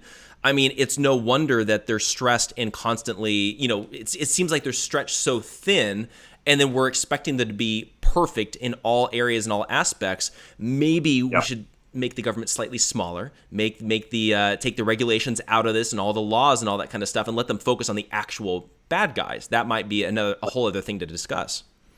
And one of the things that we need to look at too, and I just had a conversation with retired Sheriff David Clark, who endorsed me a number of months ago. He made a great point with me over the phone. It's defunding the police it's just plain stupid. What we need to do is start to spotlight the fact that where we have the worst problems in this country are areas where liberals have a lock on it. Some of our biggest inner cities where we see the biggest amount of homelessness and plight, and crime, violent crime. These are all run by liberals, not by conservatives. So we need to take a hard look at that. It's liberal leftist policies which are creating the most damage in this country, not the police. Yeah. Well, let's talk about that really quick. What is it about the leftist policies that are that are creating these voids for this criminal behavior to be happening? I mean, because when you think about it, you've got like Chicago, and everybody always cites them with gun violence and all of that, but they have some of the strictest gun laws in the country, yet they have the most gun violence. Like, what is it about these leftist ideologies and laws that is creating these scenarios? Because there's no room with that ideology for anybody to move up or advance. And Winston Churchill pointed out perfectly that the liberalism is about making everybody equally miserable. If you look at all of these inner cities, if you look at just the Democrat platform in general, even nationally, it has nothing to do with rugged individualism. It all has to do with statism. It has to do with keeping people dependent on the government. And there's a lot to be desired there. And you go in these inner cities and you've got the highest unemployment rates, and you've got all of this stuff, all of these promises that liberals have made to people that we're going to make the communities better and stronger. It doesn't happen that way. They usually take the money, they get the votes, and then nothing happens to help these communities. And hopefully that the people living in these cities start to wake up and say, you know what, it's time for a change, because these people, these politicians, aren't actually living up to what they're telling us. Yeah, absolutely. Now, I want to kind of shift the attention a little bit as well, because I know there's been a few different Supreme Court rulings, lately. Everything from dealing with like LGBT issues, they're overriding Trump with DACA and all that kind of stuff. And one of the concerns that I feel like a lot of conservatives have is, even though we elected President Trump and it was under the, the guise of, we got to get these conservative judges in there, clearly they're still, going to the left. Is there anything that we can do as conservatives to figure out how to fix this judicial system that it seems like it's broken? Yeah. Well, and think of how bad it would be if the Democrats were running the show right now. I mean, we would have a Supreme Court really packed full of liberals. It was really puzzling to me the last couple of Supreme Court decisions that have come down, because we do have, at this point, we should have more conservatives on the bench than liberals, but here we are, we're losing across all sides. And so what can we do? It all goes back to me, and this is my opinion on this. When we look at the number of people who actually show up to vote, it's abysmal. When we look at people across not just Michigan, but across all 50 states, we're talking about in primary elections, usually less than 15% of registered voters actually show up, and it's less than 30% that actually show up in most cases during general elections. And we have a lot of conservatives that are sitting home. We've got a lot of Christians that are sitting home. You realize that only 25% of church-going Christians actually show up and vote. I was shocked when I heard that number, but it's fact. These people have to get out and start making some waves and voting for the right people to go into office. Now, as far as the judiciary, if you notice too, almost all of the Supreme Court picks, they're all right from the Washington, D.C. area. We've got a big country with a lot of good judges and attorneys out there that are constitutional conservatives. They're not getting any light of day at all. So we have to break up that inner core, that swamp. Yeah, absolutely. Now, besides coronavirus and Black Lives Matter and these main crises that are going on, what are some of the other things that you're really focused on, as you're running for Congress and that sort of thing, outside of the main, headlines that are going on right now? Well, I put out, again, back in October is when I filed to run for U.S. Congress, and I had been running for state representative before that. But we've got a lot to lose right now with our country. So I put out, I'm a huge guy on accountability and accessibility. So I put out a contract with Michigan, and the very number one thing is the economy. Not just a bullet point, but a whole plan on how to rebuild Michigan's economy, number one. Michigan can be an absolute powerhouse, and that's important to people. We're losing, this next census, we're probably going to lose 1 to 2 congressional seats in Michigan just because of the number of people who have left the state. We have to reverse that. Well, the macro way to look at it is reducing taxes and getting rid of job-killing regulations in the state and rebuilding infrastructure. That has to be first and foremost. But you've also got border security. We've got a major opiate crisis going on in the state. We've got fentanyl flowing in from the southern border. We need to make sure that we continue to build the wall that the president started. We need to hire more border patrol agents. But Michigan's also a border state. We have a huge sex trafficking issue here that needs to be handled. Our Second Amendment's another big issue. Protecting life, health care. This is a big issue that my Democrat opponent is pushing. There is a way to privatize healthcare and get it out of the federal government, get the feds out of it entirely, and bring it back to the states, which gives consumers, patients, and doctors more choices, truth in pricing. These are all things that we're all distracted from with everything else that's going on with these riots and then COVID. We cannot take our eyes off the ball. So those are still issues that are very, very important for the people of Michigan that we need to address. Yeah, absolutely. Now, one of the things that I always like to, kind of end with people, because a lot of times we're getting into the philosophical things and political and all that kind of stuff, but is really bring it back to what are some practical things that everyday Americans can and should be doing in order to take back our country? Because I think that's vital. Most people they're not involved in politics. They're not running for office. They don't run an organization. What can the everyday American person be doing? Yeah, and a lot of voters and a lot of people that are registered to vote that don't show up to vote are so disenfranchised because it's the same political nonsense and talking points every single election year. And you know what? We elect people to go to office, and we don't see them for 2 to 4, maybe even 6 years. And then the question is, what have they done? So people just disengage. They say, well, what's the difference between a Democrat and a Republican? What's the difference between them and, let's say, an independent? And I get it. It's total frustration. But what I'm going to say they have to do is start getting back involved, because you've got a lot of people across this country running for office that are constitutional patriots. They're constitutional conservatives. They get it. But we have to get those people elected. But the only way that we're going to do that is that the voters have to engage. They've got to get back, even if they're not political. They've got to start paying attention. They've got to start doing their own vetting, asking questions, and getting loud. That has to happen. You can't be apathetic anymore. We can't have politics as usual anymore, and we can't have this abysmal turnout in elections anymore for conservatives and Christians. Right, for sure. Now, if people want to be following you and like what you're talking about and your campaign and be able to help out with all that kind of stuff, what's the best way for them to do that? You know what? I'm very accessible across the spectrum. I have a website, www.electmikedetmer.com. I'm also on Facebook. I've got 2 different pages there, Detmer for Congress 2020. I'm on Twitter, and I'm on Instagram, and I just opened up an account on Parler. So, and people can message me anytime. I put my cell phone out there, so that's available on all of those platforms and my website. I do take calls and texts from people every single day, and I absolutely love it. So, communication's everything. How do you represent if you don't have an open line of communication? So any of those platforms, feel free to look me up, message me, comment, get involved. Yeah, for sure. So definitely encourage everybody to do that. Follow him, keep up on the campaign and all that kind of stuff. But Mike, I really appreciate you coming on. Really enjoyed the conversation and glad to have you part of this. Thanks for having me. Of course, definitely. And then for everybody else that's watching as well, our next speaker is actually going to be, Pastor Sam Jones. He actually pre-recorded his talk because he couldn't be here because he's actually at a conference right now. So I'm going to actually go ahead and play that video for you right now. Sam is one of the co-founders of the American Conservative Movement. And so I'm really excited to, hear his thoughts on everything that's going on. So without further ado, here is Pastor Sam Jones.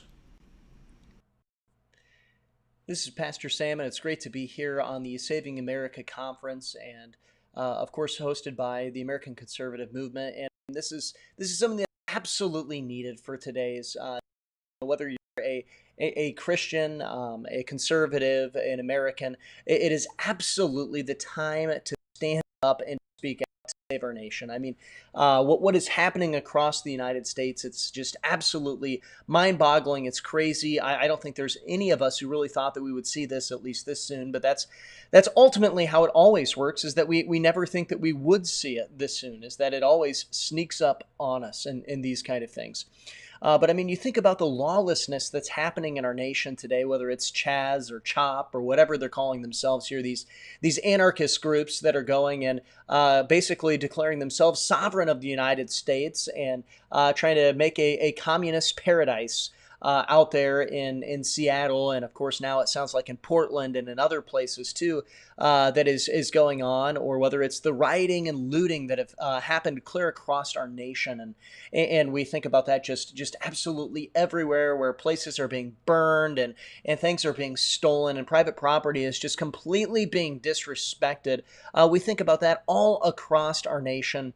We think about the defunding of the law enforcement that's happening across our nation too. In Minneapolis, the $1 billion that's cut out of the New York City Police Department, and I'm sure that other places are going to be coming up with this too, as it's going to become widely popular to do this in leftist areas, as this ideology that absolutely hates law and order, that hates Americanism, that hates Christianity, that hates all of these things, are just going, and they're completely showing their teeth and their true colors today's day and age. It is absolutely time for we the people to stand up and to speak out and to do something, and that's exactly what this what the conference is all about and what this movement is about. We of course could go on. The list goes on and on, it seems, whether it's the officer in Atlanta who absolutely was doing his job and ends up by at least our account, he's doing his job. And from what we can tell, he does what any rational, sane human being would do.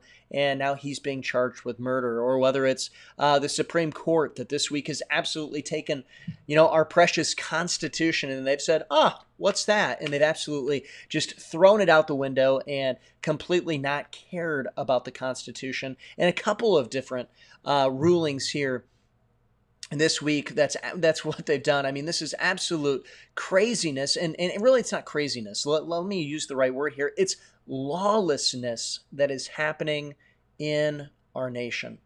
But ultimately, this has been happening for quite some time. It's not that all of a sudden that the leftists and the progressives just decided, oh, hey, we're going to be lawless today. It's not just that the people of the United States have decided that, hey, we're going to put up in general lawlessness. This wasn't something that was decided just yesterday or a week ago or when the coronavirus started or something like that. This is ultimately something that has been happening for quite some time within the United States. Legitimate authorities have been undercut within our society. Pastors and churches that speak out for righteousness to our society and bring a conscience to our nation, well, they've generally been silenced in our nation. We think about our organic law of our land, the Declaration of Independence, and of course our Constitution. Well, people have been ignoring that for quite some time. We could think about that clear back of Roe versus Wade. We could think about that clear back into other decisions too that have been made that people have just absolutely followed along and different things that have happened. I mean, we look at the Supreme Court ruling this week where the Supreme Court ruled that President Trump's executive order wasn't as weighty as Barack Obama's former executive order with that DACA ruling. And we look at these kind of things. It's just absolutely been fostered within our society. These fiat authorities have been given power, and that has driven us to a place of lawlessness within the United States. And we ought to be, I believe, as Americans and as conservatives, and surely if you're a Christian, we should all be in one accord with John Hancock, who said, "Some boast of friends to government. I am a friend to a righteous government, but to a government founded upon principles of reason and justice. But I glory in publicly avowing my eternal enmity to tyranny." And this is absolutely something that we think about that John Hancock, the great large name that was signed on the Declaration of Independence, that he says that he is an avowed enemy of tyranny and of tyrants in general. So it's not just any government that he's going to go and be on the side of, but it must be a righteous, good government that is based upon justice. And of course, that is what the Constitution of the United States was based upon, is a righteous, good government that is based upon justice and has a fair system, and not just a fair system, but a just system. And this is what the values that we have or had as Americans, and I believe still many of us still have today. And I believe that there is a large portion within the United States that maybe they don't realize these things, but as they're seeing the craziness that's going on around them, they're desiring to have that just system once again. But today I really want to talk to you about this idea of anarchy and antinomianism, or what we would call without law, lawlessness. That's what antinomianism means, and how it always leads to tyranny. And so we need to have lawfulness return to our nation. And we're going to see what kind of lawfulness we're talking about. But ultimately, as I said, anarchy and antinomianism, or lawlessness, it always leads to tyranny. It always leads to tyranny. And we must recognize that we have lived in a society of moral anarchy for a number of decades here, really, within the United States. We've lived within a society of personal moral anarchy. We have done what is right in our own eyes. We have defied the laws of marriage and sexuality. And many may be thinking, what does it matter what I do in my bedroom, or how many I do it with, or who I do it with? But the reality is, Our private life drives our public culture. Let me say that again because it's absolutely something that is vital for us to realize. Our private life drives our public culture, and the two cannot be separated in any significant way. When we foster an attitude of anarchy in our personal lives, we will be giving the green light to anarchy in the public life. And as the true person authority within the United States, as we go and we look at the actual authority, who is the king in America, it's not the divine right of kings, or it's not our representatives. They are in fact representatives. It's not our executive branch, and it's not our judicial branch. They're not the kings that would go and tell us what to do as though we are subjects. We are citizens of the United States, and our government officials work for us. And if we have personal anarchy within our life, it gives the green light to our public figures to have public anarchy. Our private disciplines, or lack of disciplines, and as a society, will spill over into the public, and it will set a particular culture. And the reality of it is, we don't like to hear this. We don't like to have the finger pointed at us. In fact, as conservatives and as Christians and as Americans in general, we like to go and just to point the finger across the aisle. But there needs to be a time of self-reflection here, because the reality of it is that the reason that our nation is in the state that it is today is because we have let it get there. And unless we take personal responsibility, we're not going to be able to fix this. We want to go and point out to the other people and say, well, they're the problem. And don't get me wrong here, the liberals, the Democrats, whatever we want to go say, the progressives, they are the problem. They're absolutely morally bankrupt. They have moral anarchy. They have all these kinds of things that are going on in their life. But the reality of it is that we generally have enabled these things, and we've sat by and said, oh, gee, golly shucks, we lost again. What are we ever going to do? Well, it's time to start doing something if we're ever going to do anything. Trust me, every day that we wait to do something, the battle gets further and further down the road, and things get more and more difficult for us. And so it's time for us to stand up, and we first have to take a quick reflection at the mirror and realize where we have failed, so that we can go and correct what's wrong in our life. And then we can go and start waging this war in the way that we ought to wage it. Because really we're in an ideological warfare right now, which is information war, and it's quickly spilling out into the streets. In fact, if we're in a big city across the United States, I'm not from a big city here. I'm in Iowa. First of all, there are no big cities in Iowa. But second of all, even the area that I'm from really isn't that large.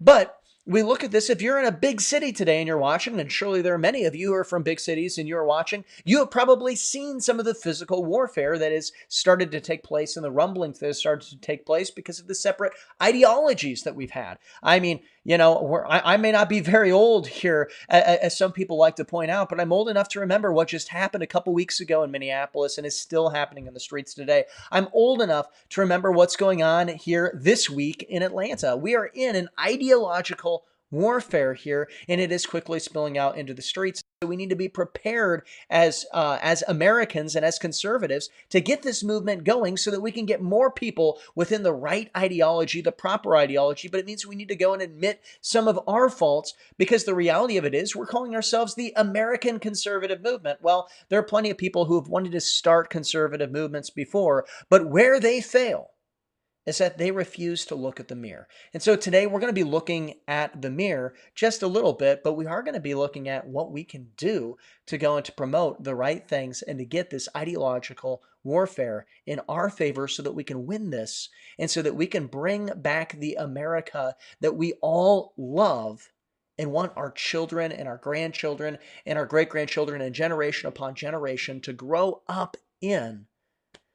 Because, I mean, this is absolutely just a wonderful country, just been a gift from God with God's blessing upon. And I don't want to lose that. I don't want to lose that.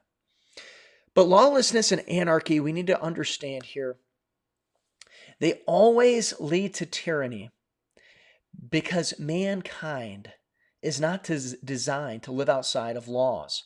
We recognize this within the natural laws, or the laws of nature, as we might call them. We think about the law of gravity. That's certainly a natural law, or a law of nature. And we think about this: how could we live without the law of nature, or excuse me, the law of gravity? I mean, we would absolutely struggle with this. And the other side of it is that these laws are in place. And so what people are doing today is that they are seeing these laws and they're pretending like they don't exist. The laws of nature and the laws of nature's God is what's pointed out within our Declaration of Independence. And so just imagine with me, if you would, a man who is going to deny the law of gravity. Say, I don't believe in the law of gravity. And so he climbs all the way up to the 99th floor, to the highest skyscraper or whatever it is, to the highest building, and he goes and he gets on the roof and he looks out over the edge, and he goes and he climbs up near the edge and he starts flapping his arms up and down, up and down, up and down, up and down, and then he jumps off just because he denied the law of gravity and says, I don't believe it exists. Does it not exist? What's going to happen? He's going to go and splat. That's what's going to happen. Why? Because the law of gravity is there. It's absolutely ludicrous to believe, that we can deny that. And we, as human beings, we're not created to function denying law, or absolutely a lawless society. If we could somehow get rid of these laws, the reality of it is that these laws are there, whether we believe that they're there or they're not. They're there. It's just we end up having those splat type moments in different areas of our life. And so these laws are there, and we're not designed to live outside of these laws. We're not designed to pretend like these laws do not exist. We recognize this, as I mentioned here, with natural law. But we think about this, that lawlessness and anarchy within a society, or at least that acceptance of lawlessness and anarchy, what does it create? What does it foster within the society? Well, it fosters fear. It fosters instability. It fosters chaos. And ultimately, it fosters injustice, as what we are seeing within our society today. And I'm not talking about the fake woke injustice that is being cried about all the time by leftists, that they're going out there and saying, oh, it's injustice, injustice. Ah. No. I'm talking about real injustice. I'm talking about what's going on in our society, where if you are a white person who refuses to go and get down on your knee and say, I apologize for being white, you're viewed as a racist. Let me tell you, that's injustice to Americans here. This is absolutely, well, it's not just Americans, that's injustice to anybody. I mean, that is absolute injustice that is in our society today. And this drives us, when this injustice, this fear, this instability, and this chaos come from anarchy and antinomianism, which are running rampant, these ideas within our nation. What does it drive us to as a society? Well, it drives us to seek safety over freedom, not realizing that true liberty and true freedom are the only places, the only environment that can actually foster real safety. And so what ends up happening is that a society ends up running to a smooth talking, or maybe it's not even a smooth talking, maybe it's just a powerful handed tyrant. And we go and we run to them. I mean, look at California when it came to the coronavirus. Absolutely. I mean, people said, oh, we have to have safety. We have to have safety.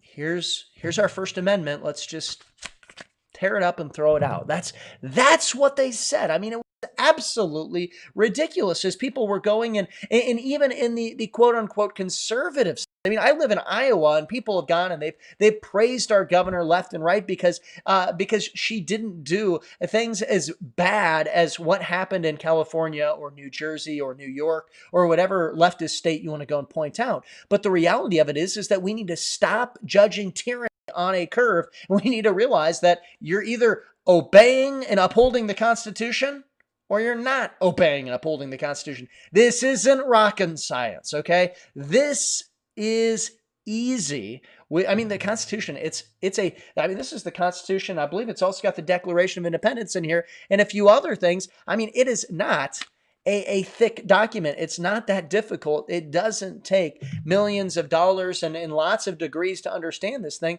It was written so that we, the people, can understand it, because we are a government that is for, by, and of the people. And so we need to uphold this Constitution. But I want us to understand here that we have a need for lawfulness, not lawlessness, but lawfulness. Because if we're going to truly live within a free society, we need to have a law, and we need to uphold this law. This is what our founding fathers realized. In fact, let me quote a few of them. One is Benjamin Rush, a signer of the Declaration of Independence. He said this: "The only foundation for a republic is to be laid in religion, and without this there can be no virtue, and without virtue there can be no liberty, and liberty is the object and life of the Republican governments, of all Republican governments." And so what Benjamin Rush here, a signer of the Declaration of Independence, is saying is that in order to have liberty, which of course is the only way that we can be a republic, I pledge allegiance to the flag of the United States of America and to the democracy? No. Anarchy? No. Oligarchy? No. Tyranny? Definitely not. It's the republic for which it stands.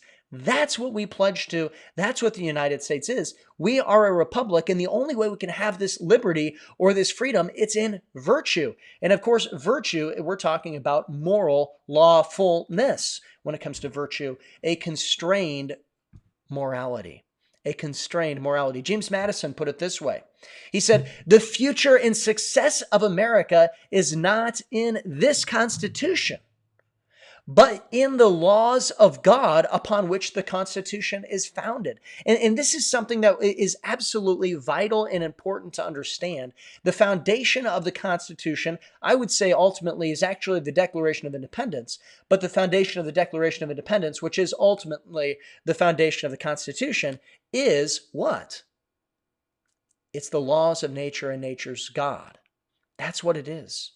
It's the laws of nature and nature's God, the laws of God. Our founding fathers realized that we must obey the laws of God. We must recognize the laws of God, and we must live as a society within the laws of God if we're going to have a chance at upholding our Constitution and if it has any chance of being effective within our society. But perhaps my favorite founding father, or my favorite founding father's son, I should say, and that's John Quincy Adams, who I just absolutely adore John Quincy Adams. But he said this: "We have no government armed with power, capable of contending with human passions, unbridled by morality and religion. Our Constitution was made for a moral and religious people. It is wholly inadequate to the government of any other." What he's saying here is that we absolutely need personal morality within our life. We need personal lawfulness so that it can spill out into our societal lawfulness, and then people will see and uphold the value, and they will submit to the Constitution of the United States. But why do we need law? Some people might say, well, you know what? Maybe I'm so conservative, I don't want any laws here, which is actually a little bit of a false narrative here. Because whenever we look at lawfulness, we see that it doesn't actually lead to freedom. In fact, let me quote one of the great philosophers, John Locke, who said this: "Where there is no law, there is no freedom." Let me say that again here. It's a simple quote, but it's something you should write down. It's something you should remember. Where there is no law, there is no freedom. Now, some people are getting a little bit nervous here because we have this idea of small government, and I'm all for small government here, so don't get that idea, but we think that, oh no, this word law, it's an oppressive term, and it's going to come, they're going to take our rights. No, real laws bring real freedom. There's a difference between lawful and legal. And a lot of things get declared legal that are absolutely not lawful whatsoever. And our founding fathers recognized this difference. They recognized that fiat decisions by our Supreme Court, or a fiat decision by an executive order that is outside of the Constitution, that's outside of God's law, outside of the laws of nature and nature's God, that these aren't good at all. These are bad things. And that is what we must remember as being constitutionalists and as being conservatives and as being Americans, is that our nation was founded on specific principles. A societal agreement on law and order is necessary to have any functional freedom in a world where sin abounds. And the reality of it is that we can see that sin abounds in our world. This is something we don't talk about a whole lot when it comes to politics and political things. We don't think about sin. We don't think about theological terms. But the reality of it is that there is a theological element here, one that we cannot deny, and that is there is sin that has entered in the world. And let me tell you here, this is the most important thing I'm going to say. Then I'll get back to what I'm going at. But just pay attention here for just a moment. Jesus Christ was sent to come and to die upon the cross for each of our sins. It tells us in 1 John 2:2 that he died not only for our sins, but for the sins of the whole world. He's the propitiation, not for our sins only, but for the sins of the whole world. Jesus Christ died for our sins, and we can be saved and live in eternity in heaven with God and with Jesus Christ. If we accept Jesus Christ our Savior, if we do as what it says in Romans 10:9, that we confess with our mouth the Lord Jesus and believe in our heart that God has raised him from the dead. But the reality of it is you know it as well as I know it. Sin abounds in this world. Sin abounds in this nation. And as long as sin abounds in this nation, we need a societal agreement on law and order, and it needs to be the right law and the right order in order to have any functional freedom in this world. And that's not just true of America. That's been true of all of the nations past and all of the nations that will be in the future. If they don't have an agreement upon law and order and the right law and order, there will not be functional freedom. The communist, which we're seeing here, many of them within our nation, the communists and the Marxists and the socialists and all the other ists, they're pretty much the same thing here. But the communists, they dream of a utopia where man can be personally immoral and do what is right in their own eyes, while a society is functional and free. But that dream is in fact a delusion. When raw power becomes the only consideration for morality, freedom is chained to the individual who is not the most powerful. If you're not the most powerful, if you're not the meanest, baddest dude on the block, if you don't have the biggest and best gun as you're living in Chad or what is it, Chaz or whatever they're calling it these days out there in these anarchist societies that they've set up, these socialist camps and these Woodstock parties, essentially. If you're not the biggest, meanest, baddest dude on the block, the reality of it is that you have no freedom, because somebody could come up next to you and take what they want from you, and you have no guarantee of justice being served. You have absolutely no protection of law where law is rejected. But let's take a look to somebody who our founding fathers respected and quoted often. In fact, it's the third most quoted source by our founding fathers. The first was the Bible, actually. In case you're curious, it was the Bible, and some people would say the Apostle Paul, but the Apostle Paul's words are from the Bible, so they're just trying to get around that. But the second one is Montesquieu, but the third most quoted person is Sir William Blackstone. And Sir William Blackstone said these quotes here, and these are important thoughts from Sir William Blackstone, and these are in his commentaries on the laws of England, which is essentially what the United States legal system is built upon here, or is this law book from Sir William Blackstone. But Sir William Blackstone says this: upon these two foundations, the law of nature and the law of revelation, depend all human laws. That is to say, no human laws should be suffered to contradict these. So what he's saying here is exactly what our Declaration of Independence says, is the laws of nature and nature's God. But he takes it a step further. He goes and he says that if there is a law that is made somehow, if something becomes legal, but it's not actually lawful, it goes against the laws of nature and the laws of nature's God, he says we shouldn't suffer it. We should absolutely ignore it. And that is the reality of it, is that in our nation, so much, especially from the years of 2008 through all the way up to 2016, we absolutely were not just spoon-fed, but had a shovel of absolutely legal but not lawful executive orders shoved down our throats.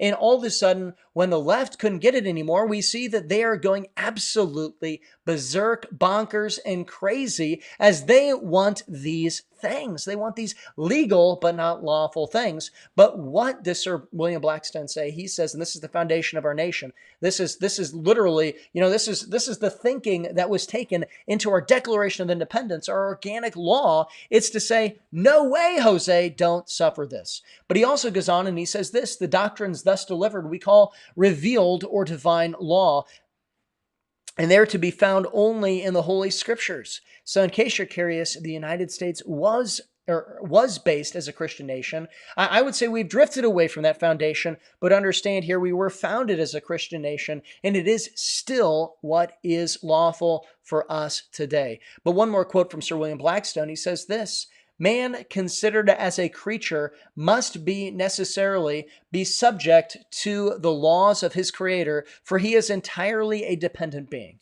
The reality of it is, and we don't like to view this as Americans because we have this sense of the American dream and the freedom of America, which these things are absolutely great. I'm absolutely all for these things. But sometimes we let it go just a little bit too far. We don't like to think of ourselves at all as dependent beings. But the reality of it is that each one of us are dependent. We are an order. We are a race. We are a people that is completely dependent. And that's for all mankind. We're dependent upon God and a creator. We can't make these true laws ourselves, but we can recognize these laws, and then we can go and for these foundations for the rest of our legal system, there is a foundation that we must go and recognize that is not from us, but it is true, the laws of nature and nature's God. We're not the ones who decided that gravity is there. It was there before an apple fell off the tree, right? It was there. But we look at this here, and as we understand this idea that we're entirely dependent beings, we must realize that there is a creator who is a moral arbiter, or what we would call a lawgiver. And this moral arbiter must have these three things. He must have infinite power, or he couldn't prescribe universal laws. And he must have infinite wisdom, so his laws are in relation to justice and not preference. I mean, could you imagine here if somebody went and said, the color blue is the color you have to wear when you're speaking at the American Conservative Movement's conference, the Saving America conference. If you're not wearing a blue shirt, then you can't speak at this, and this is lawful. And not only that, but you'd get thrown into jail for the rest of your life if you weren't wearing a blue shirt. I mean, it's absolutely ridiculous on preference, and it wouldn't be upon justice. The other one here is similar to that. It's not just infinite power and infinite wisdom, but it's also infinite goodness. And if the moral arbiter doesn't have infinite goodness, or what we would call here this lawgiver, if he doesn't have infinite goodness, his laws would be unjust. Now, we look at that here and you're going, okay, so why did you tell us about John Locke? Why did you tell us about Sir William Blackstone? Well, it's actually very important here because these are the foundational principles as to what we take to what we must do to fix our nation, to restore America, to save America. Well, first of all, we must return to lawfulness. And to return to lawfulness, we must understand what lawfulness means and what it is.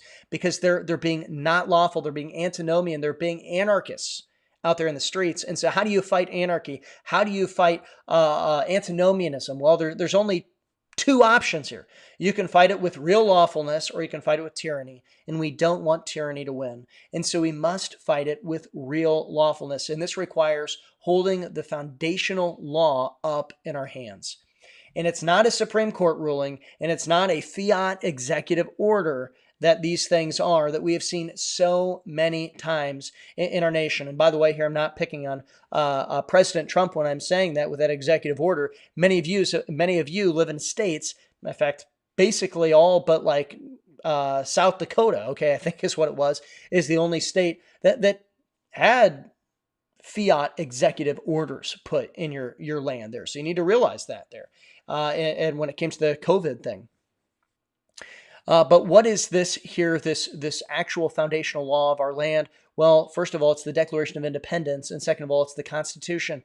Now, what do you need to do to save America? First of all, you need to read them. You need to know them. You need to vote consistent with them. And you need to hold your representatives accountable to them. You know, the next time here this fall when they come out and they say, COVID's back, you guys are all locked up and we're going back to all these crazy executive orders, we need to have thousands of letters and thousands of Facebook posts and thousands of people saying, no, Governor, you can't tell me to do that. I'm going to go to church. No, Governor, you can't tell me to do that. I'm keeping my business open. Because they can pick on one or two of us if we stand alone, but they cannot pick on all of us if we stand together. And that's what we must do as a conservative movement, is we must stand together. But you won't know what's lawful and what's not if you are not reading your Constitution, if you don't know your Constitution, if you've never read your Constitution, you never give a thought about it. And by the way, you're watching this online, you can go ahead and Google the Constitution of the United States and you can find it there, same with the Declaration of Independence.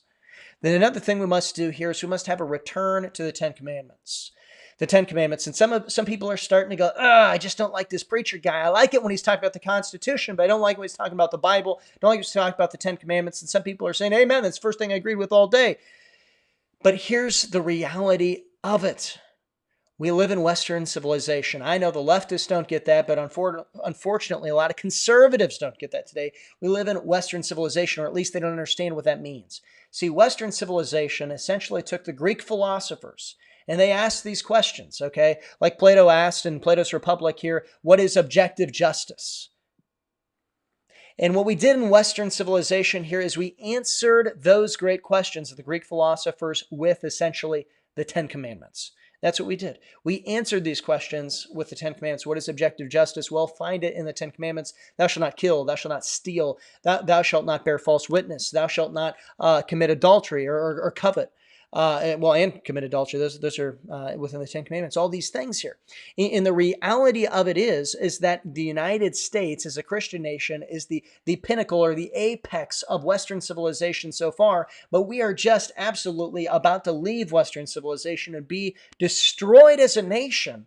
And why is it? It's because we as individuals, we as citizens have left the Ten Commandments away. You might not like Judge Moore, but when the Honorable Judge Moore said, that these Ten Commandments need to be in my courtroom, he was right. They need to be there. They are the foundation of our law. Western civilization was founded upon the Ten Commandments, and we must obey them so that real lawfulness can spill out into our public life, and we need to have that within our personal life. Do not forget where we have come from. This weekend is Father's Day. And we must remember our fathers. Remember your personal father, your biological father. If you have a spiritual father, remember him. But also remember our founding fathers. And we must remember our past in order to shape our future. Remember, in God we trust. Remember, God bless America. And remember, you shouldn't be ashamed to be an American. We have a great foundation, an absolutely wonderful foundation. And you should absolutely not be ashamed of that.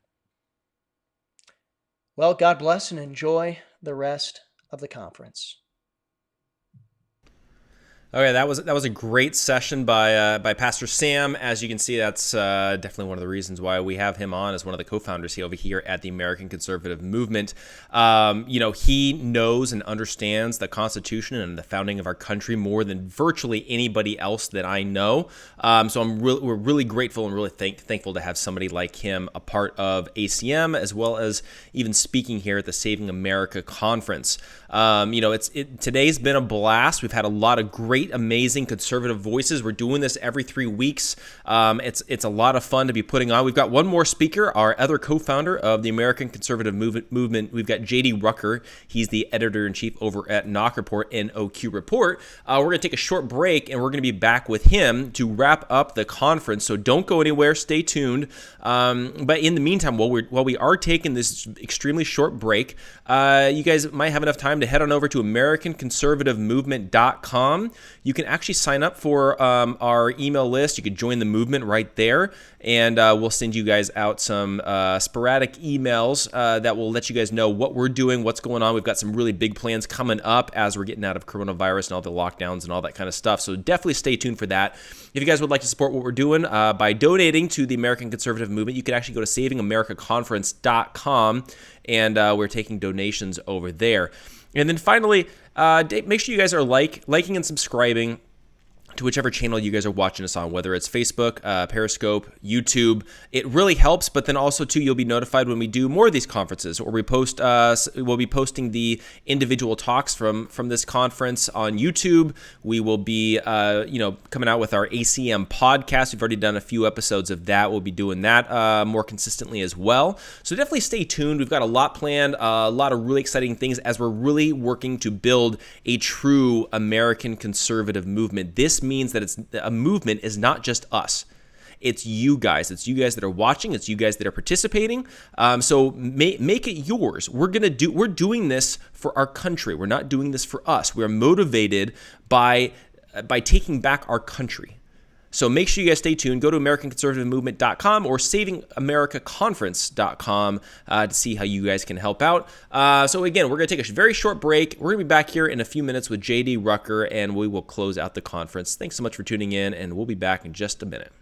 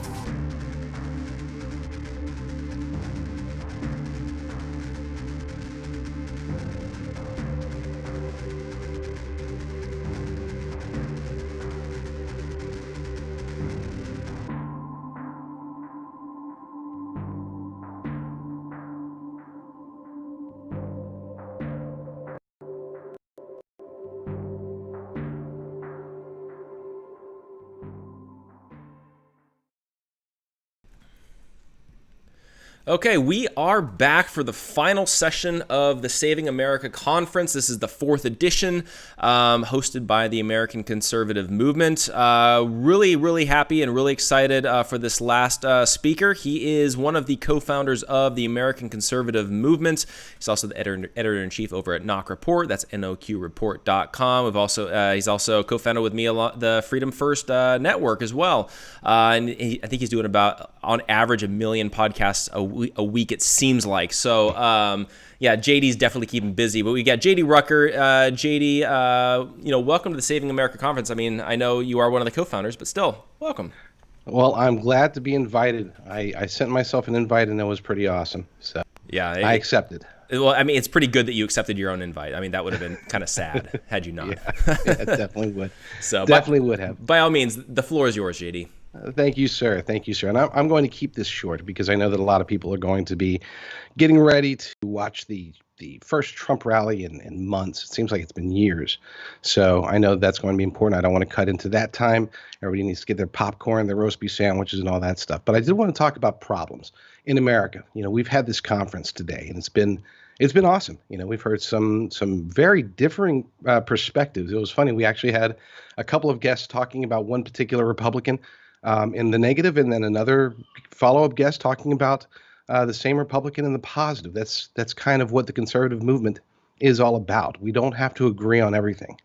But there's something that we do need to do. And as you look around everything that's happening in the United States today, you're going to see problems. Okay, you're going to see turmoil. You're going to see anarchy and chaos in many cases. And I think that we as a nation, as patriots, as a conservative movement, we need to start to recognize what those problems really are.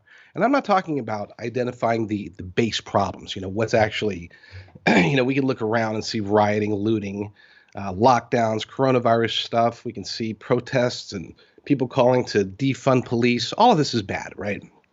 We know that. We can agree on that. But what we can't always agree on is what is the root cause. And if we're going to understand the problem and understand what potential solutions there are, then we really have to get down to what the root cause is. Now, I know a lot of people today, and I've seen it in the chats, you can see it on Twitter every day. A lot of times it comes down to the Democrats, right? It's the Democrats. The Democrats this, the Democrats that. Joe Biden, Nancy Pelosi, Alexandria Ocasio-Cortez, these are the problems. They're the ones that are driving all this. I disagree. I think they're pawns, okay? I think that they are kind of stuck with what they created. It wasn't too long ago, a little over a decade ago, when the Democratic Party was really trying to be the workers' party. They were trying to be, they were in bed with big labor. But they realized that they didn't have to do that. They didn't have to stay in bed because big labor was going to stay with them no matter what. Okay, they'd already established that they had, labor was their thing, right? So what do? They followed the lead of President Barack Obama, and they latched their wagons, so to speak, to identity politics. Now, this served them for 8 years. This was really good for them, and it continued on even through the Trump administration. Identity politics has been a benefit for Democrats. At least that's what they thought. But now it's going in a completely different direction, and it's out of control. And now they don't know what to do. Okay, they don't. Okay, when I say they're pawns, they're being pulled in directions of defunding the police. If you were to put truth serum, okay, in these Democratic politicians, the vast majority of them, and I'm not talking about the radicals like Ilhan Omar. They're all like, yeah, this was the goal all along. I'm talking about the Chuck Schumers of the world, the Nancy Pelosi's, the what is his, Jacob Fry, whatever the mayor of Minneapolis. They asked him, do we get rid of police? And he's like, well, no, I'm not. I don't support that. And he got booed. He did the walk of shame, running out of that Black Lives Matter protest rally, whatever you want to call it, so fast. Poor guy. I almost felt bad for him, except I don't, because again, the Democrats, they're being led by this movement right now. They're being led by these calls. So then is it the media? I see that a lot. I see, mainstream media, they're driving the narrative. They're setting the agenda. That, look, if you want to talk about pawns, mainstream media, they are the ultimate pawns. They are the pawns of the pawns, okay? If the Democrats, the Democratic Party, the DNC, if they're pawns, then mainstream media are their pawns. They're even lower on the scale. So then who do we turn to? We look at academia. Okay, we're getting closer because that's where the ideology is.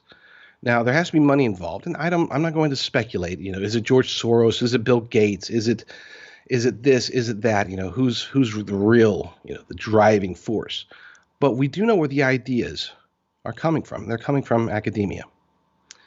These radical notions that go beyond what normal Democratic politicians, even beyond what Barack Obama was doing in his days.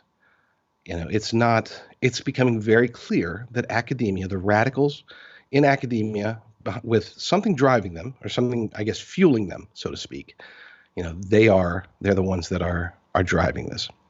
So what is it that they're driving? Are they driving this anarcho-communism?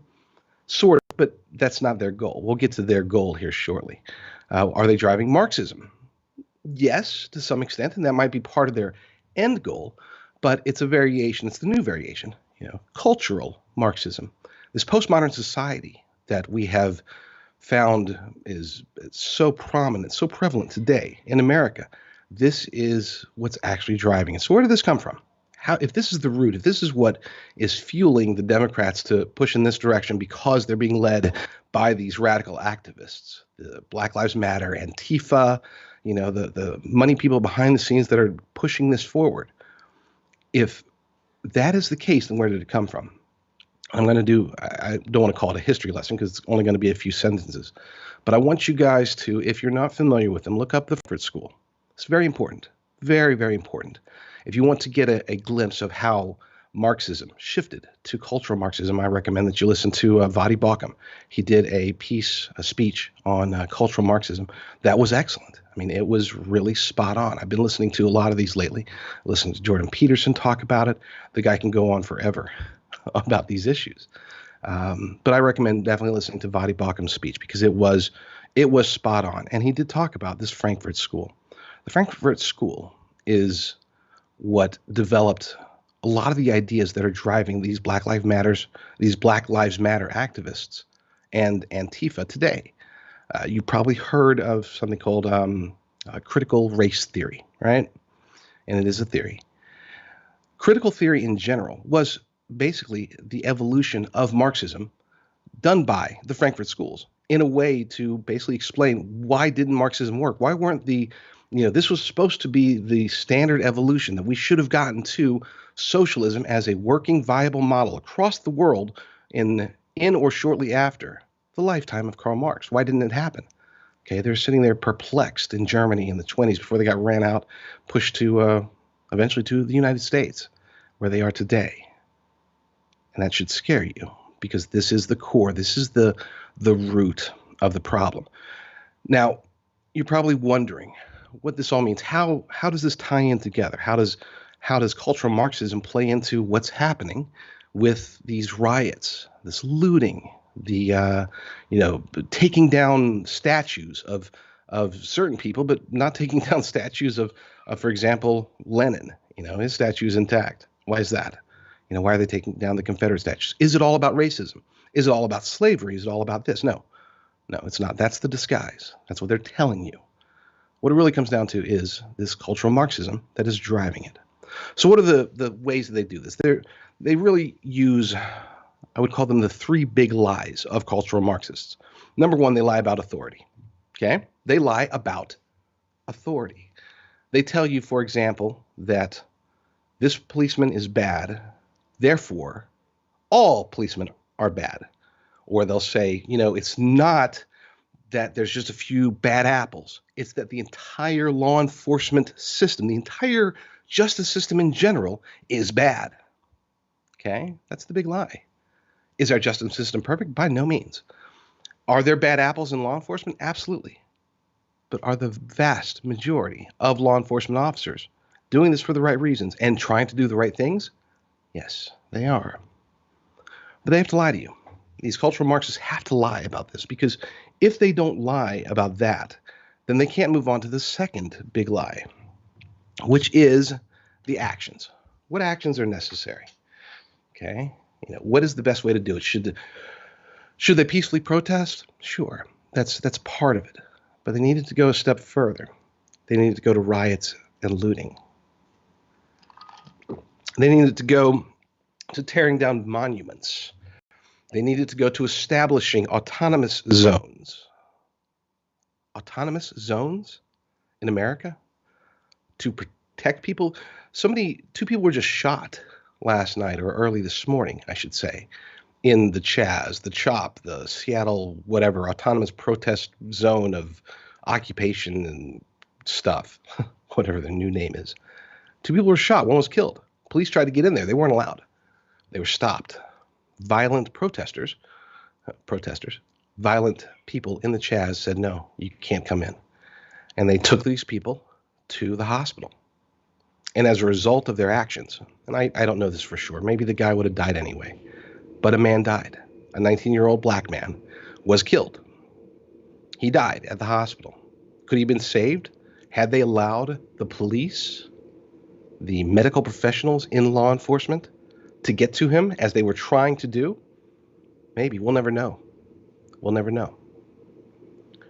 These are the types of things. This is the lie of action. They're explaining to people that if you want change, you need to take down that monument. If you want change, then we need to not just defund, but completely disband law enforcement. Now, to us, to conservatives, to patriots, to even Americans who aren't necessarily conservatives, moderates, even some leftists are sitting here, we're scratching our heads saying, how is this even logical? Well, the answer is it's not. So you need to stop trying to look at this from a logical perspective. There's no logic to it. It is not logical to defund or disband law enforcement. Reform it? Absolutely. Change it? Fix it?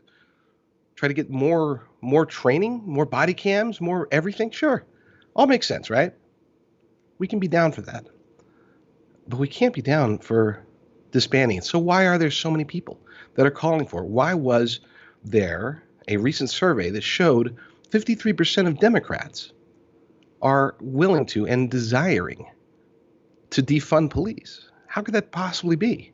Well, this goes back to where did they latch their wagons to before? And I'm talking about the Democratic leaders did, but where the Democratic leaders go, so do so many of the Democrats themselves, right? So if the Democratic leaders are saying, yes, okay, let's defund the police, I guess that sounds good. That's what we're supposed to say, right? That's what the identity politics is telling us to do, because the people we're supposed to be identifying with are saying that. So yeah, okay, defund the police. And then Democrats are like, okay, yeah, I guess we should, yeah, mark me down. We'll figure this out later. It's one of those things where it's like, yeah, I hope it doesn't happen, but I'm going to pretend like I agree with it, because that's what I'm being told. That's part of the lie of action. This is where they're driving for with cultural Marxism. The third lie is the lie about the results of this action. Okay? What are the results of this? What are the results of tearing down monuments? If they tear down a monument of Robert E. Lee, it's like, yay, racism is done. Move on to the next place, and we'll kill racism there by taking down a statue of our history. Sounds kind of odd, right? It is. It's dumb. But they've been told that if we do this, if we attack for the sake of the Black Lives Matter cause, if we destroy, say, a business owned by a black couple, that's somehow going to benefit us? Well, yes, the cultural Marxists, the people in charge, are saying yes. Now, am I saying that everybody in Antifa, everybody in Black Lives Matter, all the Democrats, they're all cultural Marxists? No. We throw that label around so easily. It's so easy for us. Oh, you're just a cultural Marxist. It's kind of like when they throw their labels around, when they say, oh, you support Trump, you must be a racist. We shouldn't do the same thing. We're conservatives. We're smarter than that. We should know that we do not want to throw out labels unnecessarily. I'm not suggesting that everybody on the left or even everybody on the far left is a cultural Marxist. I'm saying that the vast majority of them are doing the bidding of the true cultural Marxists. And I know this. I know this for sure. This is unambiguous. This is demonstrable. And I wish I had, instead of another 10, 15 minutes, I wish I had another 3 or 4 hours to explain to you why this is demonstrable. But I want to get to a point, a very important point, that I think everybody needs to understand. This third part, this push for this lie about the results of the action. What is the end goal here? It's not that they're not lying and saying, hey, if you take down this monument, that racism is going to be gone or Black lives are going to matter more. What they're telling these people, especially in Antifa, especially the hardcore activists in Black Lives Matter, they're telling them that this is the start of a revolution. Oh, goodness. Oh, you got me. Man, if I was a young radical leftist just out of college, just out of indoctrination school, and I'm told, my gosh, you mean we're going to get to start a revolution? All I've got to do is throw a Molotov cocktail in the police car? Heck yeah. Sign me up. No, I was never like that, okay? Even through college. I was in college Republicans. So, but still, if I can see the appeal, I can understand tying into and attracting these people through emotion. And this is why you see the vast majority of these people that are involved in this. There's really 2 types, okay? And I hate to throw out race, but let's face it, this does come down to race. You've got the Black Lives Matter people pushing looting, pushing all these other things, not cultural Marxists, just useful idiots, useful pawns. And they're usually young black men and some young black women, with a few old people involved too, okay? And then on the other side, you have young white men and young white women participating. And in many scenarios, they're actually participating more, depending upon the demographic of the area they're attacking, okay? So this isn't about race. It's not. It's not about race. This is about a revolution. This is about their push for a revolution. Now, is that the goal of the cultural Marxists, to have a revolution? No, it's not. They want to get enough people involved in this revolution to go down a scope, a plan, and this would take hours to explain, but I wrote it down, the one sentence version. So They believe, and this is again the puppet masters at the top, not the people that are doing the looting, doing the rioting, taking down the statues, calling for whatever. I'm talking about the people at the top, the actual cultural Marxists. Their plan is to go through what's called anarcho-communism, which will lead to true anarchy. We're seeing that in Chaz, which then leads to forced authoritarianism. Okay, what is the response? You've already got conservatives saying, send in the National Guard. You got conservatives saying, my gosh, we gotta quash this completely. We've got to obliterate it. Can't let this happen. There's people involved. And to some extent, they're right. I'm not saying that it's bad to call for this. I know if my business was in the middle of the Chaz or the CHOP or whatever, I'd be like, dude, where's the National Guard? Where's the police? Okay, get these guys out of here. This is ridiculous. This is America. I would be mad and I would want that. But then from authoritarianism, when you mix that I guess you call it, open that Pandora's box of authoritarianism, of a police state, take it from the nanny state in California, turn it into the police state in Seattle, and eventually a police state everywhere if necessary, then you have to mix that with the right leader. And if the right leader comes along, or in our case, the wrong leader, now you have communism. Now you have true, full-blown authoritarian communism, a better version of it in their mind. Okay, we can look at the Justice Democrats, what they picture. They look at people like Fidel Castro. They look at him. He's a novice. He did it wrong, and that was probably the most successful. If we're being real, that was the most successful communist state of all time. Now, granted, they were backed by Russia. Okay, the Soviet Union backed them, and so they had a reason for being successful, but they were generally successful as a communist state. Well, these new people, they think they can actually make it successful behind the hard work and the vast wealth of the United States. Okay, so again, that's barely scratching the topic or subject. So let's review before I explain to you, because I can say, you can ask, did it start with Marx? No. Did it start with the Frankfurt School? No. It started a long time before that, and I'll explain that shortly. But let's first review. What are the three big lies? Lie about authority, lie about the necessity of actions. What actions do they take? And then lie about what are the results of those actions. Those are the three big lies. So where did it start? I'm going to read something to you. You'll probably recognize it pretty quickly. And he said unto the woman, Yea, hath God said, Ye shall not eat of every tree of the garden? Do you see where I'm going with this? Do you?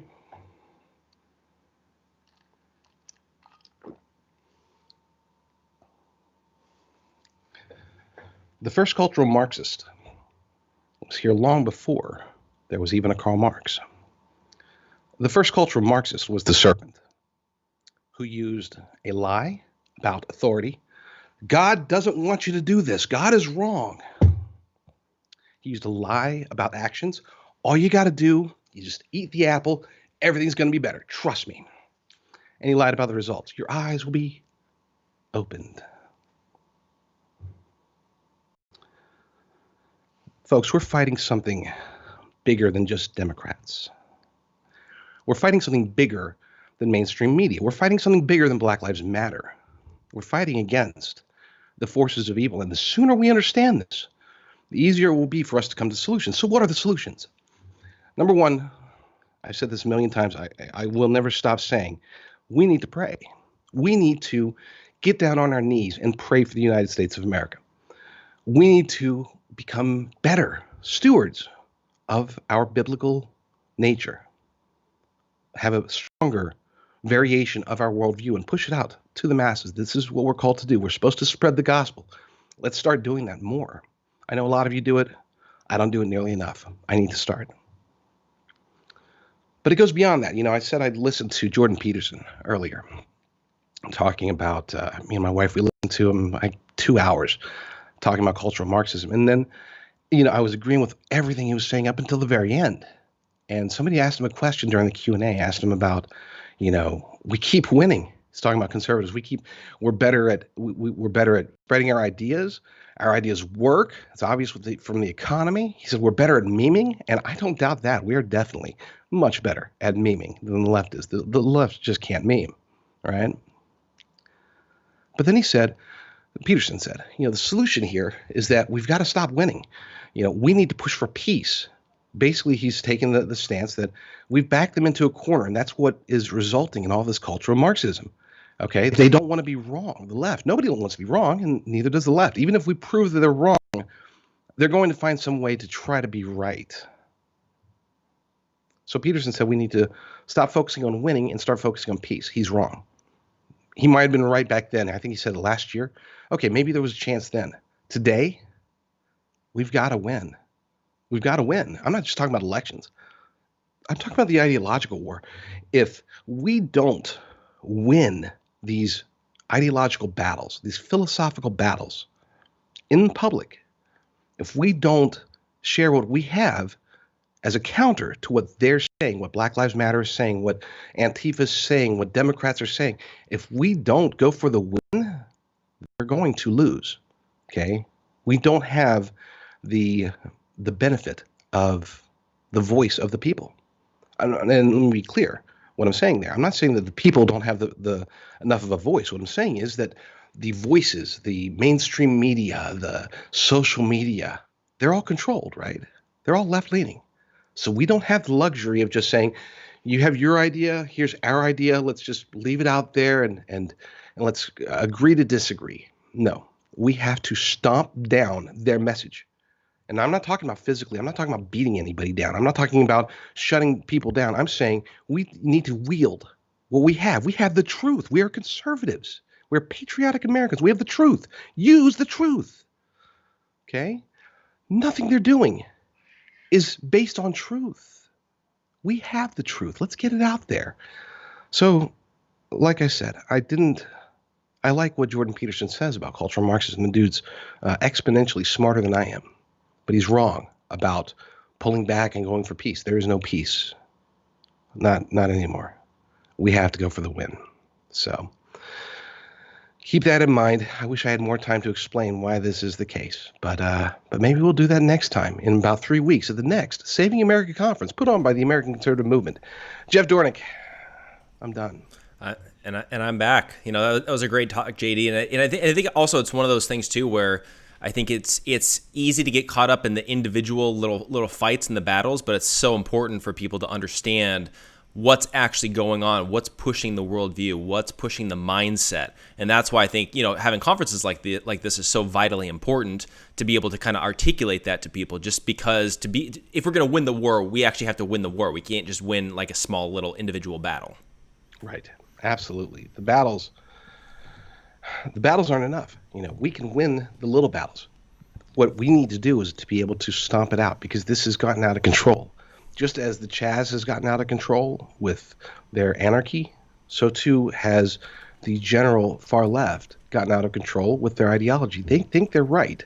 Now, do they really, truly, deep down think they're right? No, I don't think. I think a lot of them don't.